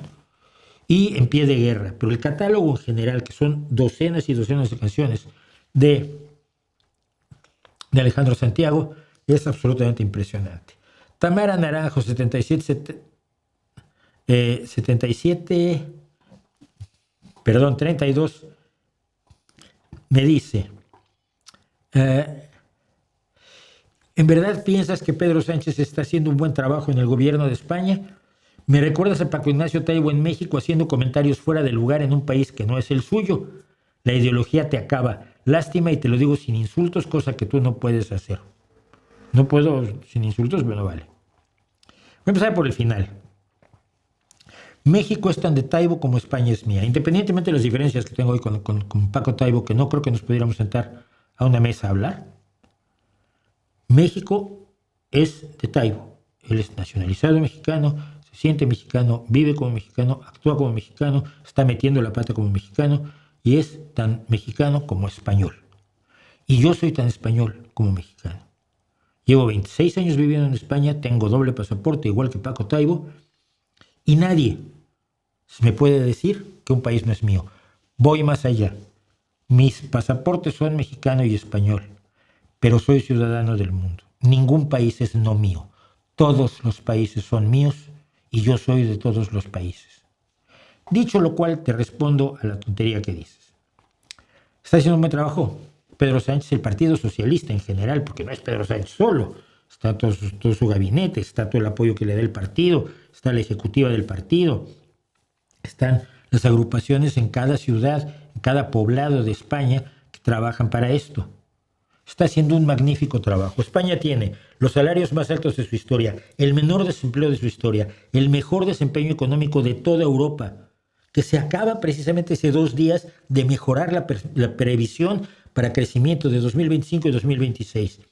El mejor desempeño económico de toda Europa, el mayor crecimiento de toda Europa, la mayor inversión en ciencia en toda la historia. Me dices que la ideología me acaba. No es ideología, son datos, son hechos, son información que ustedes niegan, así como Taibo niega también los datos del horror que es Morena. Tenía que haberte dado a ti también el premio Elton. Guadalupe Rivera, tiene nombre de... Guadalupe Rivera. Guadalupe Rivera Marín, esa fue esposa de Diego Rivera. No, la hija de Diego Rivera.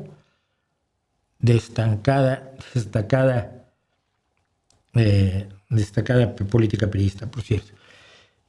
Me pone allí lo que dijo cuando se dio cuenta que había metido la pata. Pedro Miguel, al burlarse de la abuelita de Carlos Manso, dijo lo siguiente, y lo puse yo en el vídeo. Hice un pegote para expresar el uso de una causa juvenil por opositores añejos en todos sentidos.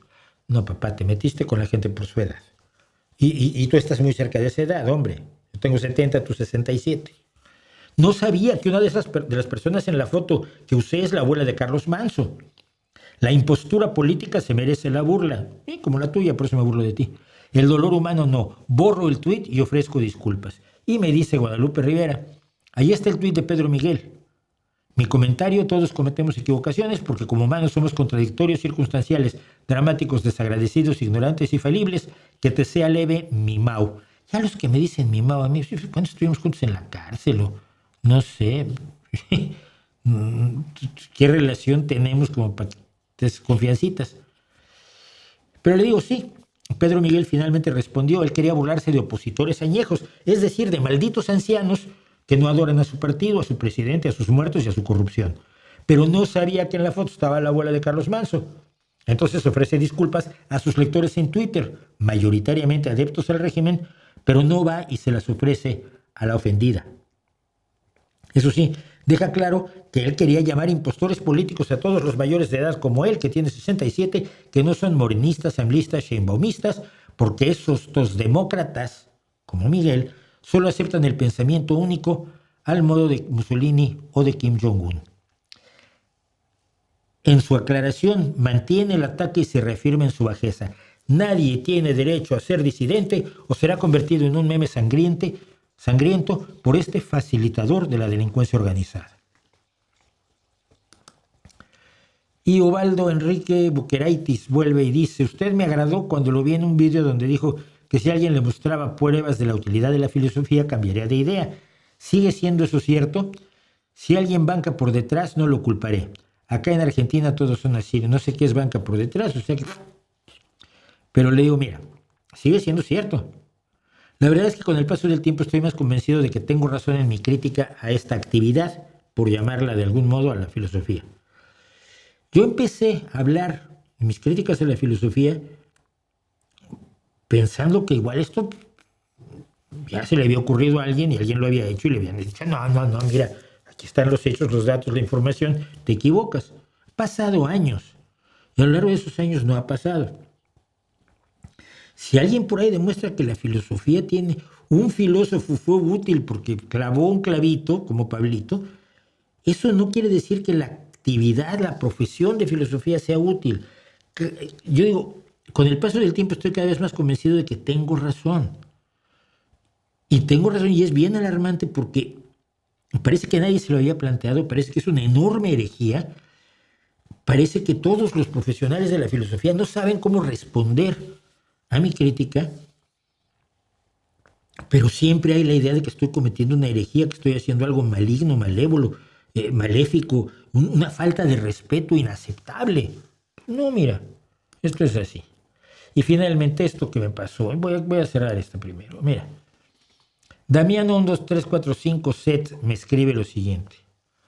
Hola, estimado señor, soy polaca y usted habla de mi bisabuela.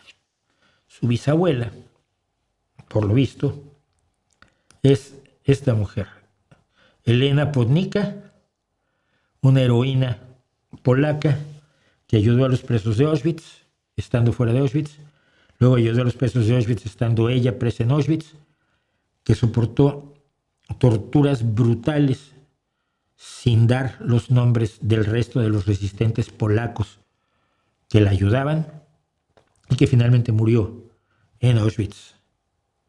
Es uno de estos héroes que hay que conocer. Y entonces me dice Damiano 1, 2, 3, 4, 5, set. Soy polaca y usted habla de mi bisabuela. Lo aprecio muchísimo. Muchas gracias. Gracias a ella. Me he suscrito, le he dado a me gusta. Lo estoy compartiendo con mi familia y amigos. Tiene usted un alma maravillosa. Y le respondo. Qué honor descender de alguien tan grande. Un gusto que hayas llegado aquí y gracias. Pero alma maravillosa la tenía tu bisabuela. Yo solo cuento historias. Chwała Polsce y Slava Ucrania, que es viva Ucrania, viva Polonia y viva Ucrania. Por cierto, mi padre adoptivo era polaco de Lodz y llegó a México en 1930. Con eso terminan los comentarios de esta semana. Espero que les hayan gustado, espero que no se hayan enojado demasiado. Y si se enojan, recuerden ustedes que lo mejor para dejar de estar enojado es oír buena música. ¿Qué me dicen para terminar? A fondo del matrimonio, amor, divorcios, infidelidades. Pues, estaría chido saber tu opinión. Pues no tengo tantas experiencias. Nunca me he divorciado. Viví en pecado 20 años. Luego me casé y no tengo ningún plan de divorciarme. Soy muy feliz. Y luego hay cuestiones ahí que no pienso contarle a nadie nunca en mi vida. Cuestiones íntimas. Porque mis experiencias, mi conocimiento de estos asuntos es evidentemente el que procede de mi experiencia erótico-festiva y amorosa y romántica a lo largo de toda mi vida. Pero bueno, mira, Crash Valentine, que se acaba de encontrar, el único cómic que estuvo en mi alcance en mi biblioteca pública rural fue Asterix. Es maravilloso, soy fan de Asterix. Tengo la colección completa de Asterix, es así aquí, en Gijón. Leí todos los que había, no sabía que eso era un cómic. Soy de Guadalajara, siempre he querido ayudar económicamente al canal, pero he estado ahorrando para irme a Canadá a estudiar muy bien. Buena idea y sacar la ciudadanía. Si me va bien, podría apoyar. Si no te va bien, recomiéndame con tu familia, avísales a tus amigos, diles, aquí hay que ver esto, miren, esto está muy bien. Sí, aunque no lo veas así, tú finge. No, si no puedes apoyar al canal, no es necesario que lo hagas. Y ojalá y tengas suerte en tu aventura canadiense. Mis hijas la han tenido y las dos viven en Canadá. La mayor es mexicana y canadiense, la menor es mexicana, española y canadiense. Y yo le he dicho que se haga ciudadana de otro país para que tenga una colección de pasaportes grandota.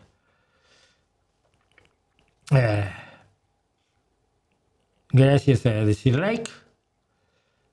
La sociología es una ciencia, una disciplina académica. Es una disciplina académica cada vez más con elementos científicos. Cada vez que la sociología acude a la estadística, acude a investigaciones con control de variables, con rigor, con el rigor de los métodos de la ciencia, ya sea experimental, ya sea encuestada, ya sea por encuesta, ya sea por observación, ya sea por cuantificación, porque el método científico no es el método experimental.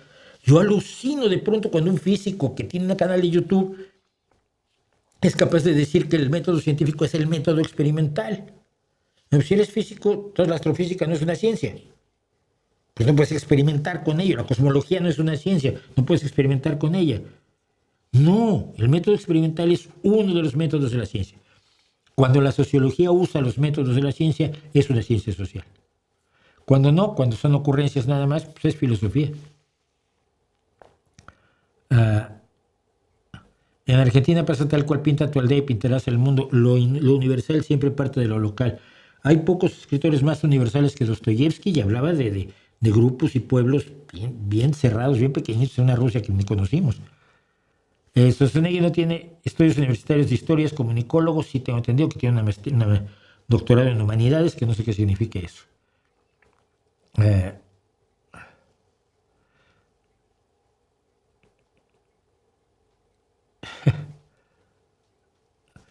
Chola, esto es una estupidez. Dice, me puse triste de que Fonarte en México no me apoye ni me considere artesana porque hago cerámica china. Pero es lo que hago y es artesanal, pero me dicen que no es indígena. Es que es para insultarlos. ¿Cómo que no es indígena? Salvo un grupo muy concreto en México y que en cuanto a ADN habría que verlo, nada es indígena. ¿Qué va a ser indígena? Los bordados, los paliacates, el famoso bordado de paliacates viene de la India, de Palicut. Son telas de la India originalmente. Nada es totalmente indígena. Es increíble, es muy vergonzoso, de veras, Chola. Me da mucha vergüenza que haya gente tan imbécil allí. ¿Crees que The Warning abre la posibilidad de que empiecen a salir más bandas que puedan crecer internacionalmente? En el mundo sí. The Sixters está creciendo internacionalmente. Yo he hablado con ellas sobre The Warning. Las inspira The Warning. Acabo de oír. Aluciné. 2 chicas españolas, gemelas, 15 años de edad. Una le zumba el bajo y la otra le da la batería. Están componiendo Suenan maravillosamente bien. Neila con Y. Búsquenlas. Y anotan en su página que les gusta The Warning. Pues claro que les va a gustar The Warning.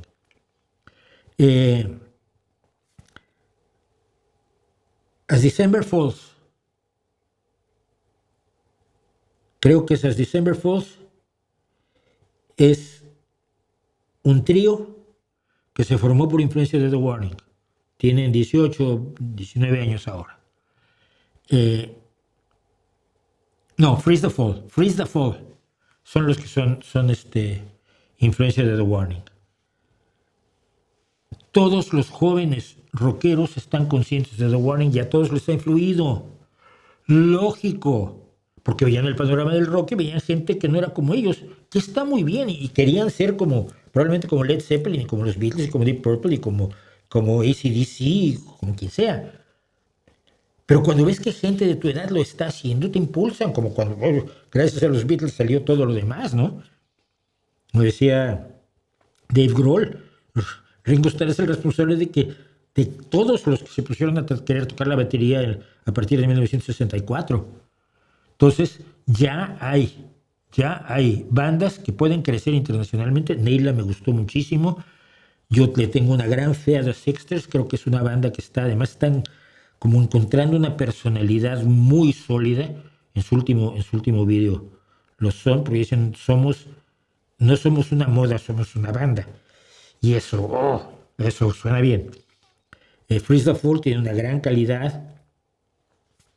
Ya está pasando y está pasando bien. Bandas mexicanas, ojalá y más, pero que esas bandas mexicanas no pasen por los haters. El otro día volvíamos a discutir en Facebook el tema de los haters de The Warning. Yo decía que era, primero, clasismo. Creen que son ricas, no lo fueron nunca. Clase media. Sexismo, son chicas y son guapas. Entonces a la gente le gusta porque son chicas y porque son guapas. No, mira, cuando las oigo en Spotify lo que oigo es la música. Lo que me interesa es la música. Chicas guapas sobran en el mundo. Chicas que toquen y que compongan y que canten como The Warning, no hay muchas. ¿Qué más? Sexismo, clasismo, nacionalismo, el malentendido ese de que los que triunfan en el extranjero han renunciado a su mexicanidad. Y luego el racismo, ¿no? El racismo son blancas. Como decían en el programa de la base América Latina, tiene una chica que decía, no, es que los que están marchando el sábado pasado, el 15 de noviembre, es que ahí hay muchos blancos que son panistas. Racismo puro. Si tú ves a alguien blanco es panista. Y no, es que si miras a Shane Bomberes, que no es blanca, es medio panista, sí es. Pero hay muchos que no somos, ¿no? Entonces, ojalá y haya bandas mexicanas. Yo creo que México tiene un gran potencial. Lo vuelvo a repetir, desde el punto de vista de instrumentos no hay discusión. En México tienes todos los instrumentistas que quieres. ¿Quieres buenos bateristas? Así. ¿Quieres buenos bajistas? Algunos de los mejores, como Salvador, el que era baterista de Lobarni hace una eternidad. México tiene grandes bajistas. O Abraham Laboriel. ¿Quieres grandes guitarristas? Desde Batis y Santana, para que hay un montón de grandes guitarristas. El problema son las letras. Pero instrumentalmente yo creo que México no tiene problema. Tiene grandes instrumentistas, armonicistas, saxofonistas, trompetistas, lo que sea, tecladistas. ¡Wow! Ojalá y salgan bandas mexicanas, hace mucha falta. Dice Chola, me gustaría enviarte un librito de poemas en el que digo que los mexicanos no debemos acomplejarnos del mestizaje. Humildemente le pido una dirección para compartir, pero no te la voy a poder dar aquí, porque se arma la que ya te conté. Entonces, lo que haces es que me escribes al email del canal que está en... perdón.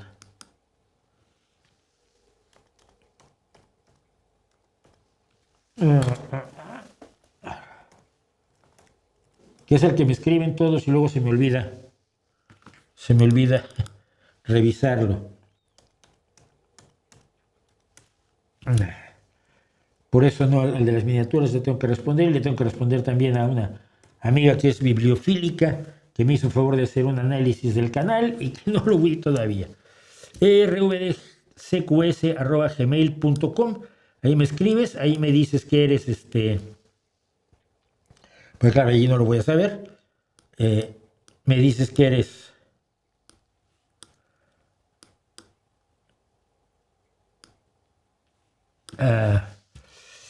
Chola-Y4X y te doy una dirección para que me lo mandes. Lo voy a leer con muchísimo gusto. Hay varias declaraciones de Carlos Manso donde dice que si los criminales se rinden, por supuesto que tendrán garantizados sus derechos y por su proceso legal, totalmente distinto a Trump y a Bukele. De verdad, la gente cuando quieren hacer el mal, lo hacen muy bien. ¿Usted vivió en México cuando éramos como Dinamarca? No, México nunca fue como Dinamarca, pero la salud funcionaba. El PRI entendía que tenía que hacer ciertas cosas para mantenerse en el poder y no solamente contar cuentos todos los días desde un atrilito. Mi madre fue atendida, por ejemplo, mi madre tenía una pensión de mierda, una pensión absolutamente despreciable. Mi madre la mantuve yo desde que se retiró hasta el día de su muerte. Yo pagaba todo, porque su pensión creo que era 60 pesos al mes, una cosa así, no servía para nada. Pero la atención que le dieron a sus problemas cardíacos durante todo el tiempo en el Instituto Mexicano del Seguro Social fue de lujo, como la que me da a mí la sanidad española hoy. La filosofía como herramienta del pensamiento. ¿Por qué pensar no es filosofía? O sea, si yo hago una reflexión respecto de algo, dime cuál es la diferencia cuando es una reflexión filosófica y cuando es meramente una reflexión. Porque yo no lo he encontrado la diferencia. Dices que la filosofía es una herramienta del pensamiento. ¿Qué herramienta? Defínemela. Yo pienso de esta manera. ¿Cuál es la herramienta que hace que mejore mi pensamiento? ¿Cómo la llamas? ¿Cómo la defines? Porque estudiar filosofía es leerse a todos los filósofos del mundo y todos están en desacuerdo. Entonces, no sé qué es la filosofía. Eso es a lo que he llegado finalmente. Lo apoyo a través de App Store y si me deja enviar una aportación, espero que le llegue no solo PayPal o Patreon. No sé si a través de App Store, pero tengo que revisarlo. ¿Escuchaste alguna vez Radioactivo? Sí, en su momento. Me alegra que hayas llegado a Neila. Yo las conocí en un concierto de The Warning en Madrid en 2023. Pues 2023 tenían 12 años, ¿no? 13 años. Yo acabo de oír el último video que hicieron, me gustó muchísimo. ¿Qué recomiendas para 2025 del folclore mexicano? No tengo idea, nada. Bueno, pues, señores y señoritas, no existen ya las señoritas, damas y caballeros, niños y niñas, perritos y gatitos, brothercitas y sistercitos, esto fue El Rey va desnudo en su versión cada vez más enloquecida, con idas de luz y todo lo demás que se nos vaya ocurriendo. Nos vemos la próxima semana, nos vemos el miércoles. No, ni hablé del vídeo que hice ayer sobre la luz del mundo, vayan a verlo rápidamente. Hice el esperadísimo vídeo sobre la historia de la luz del mundo y sus 3 apóstoles. Está buenísimo. ¿Qué voy a hacer? Se los voy a recomendar yo. La próxima semana nos vemos con algo nuevo en A Fondo y nos vemos aquí el jueves a las 7 de la noche. Espero sin retrasos. Y mientras tanto, ahí les dejo mi reputación para que la hagan pedazos.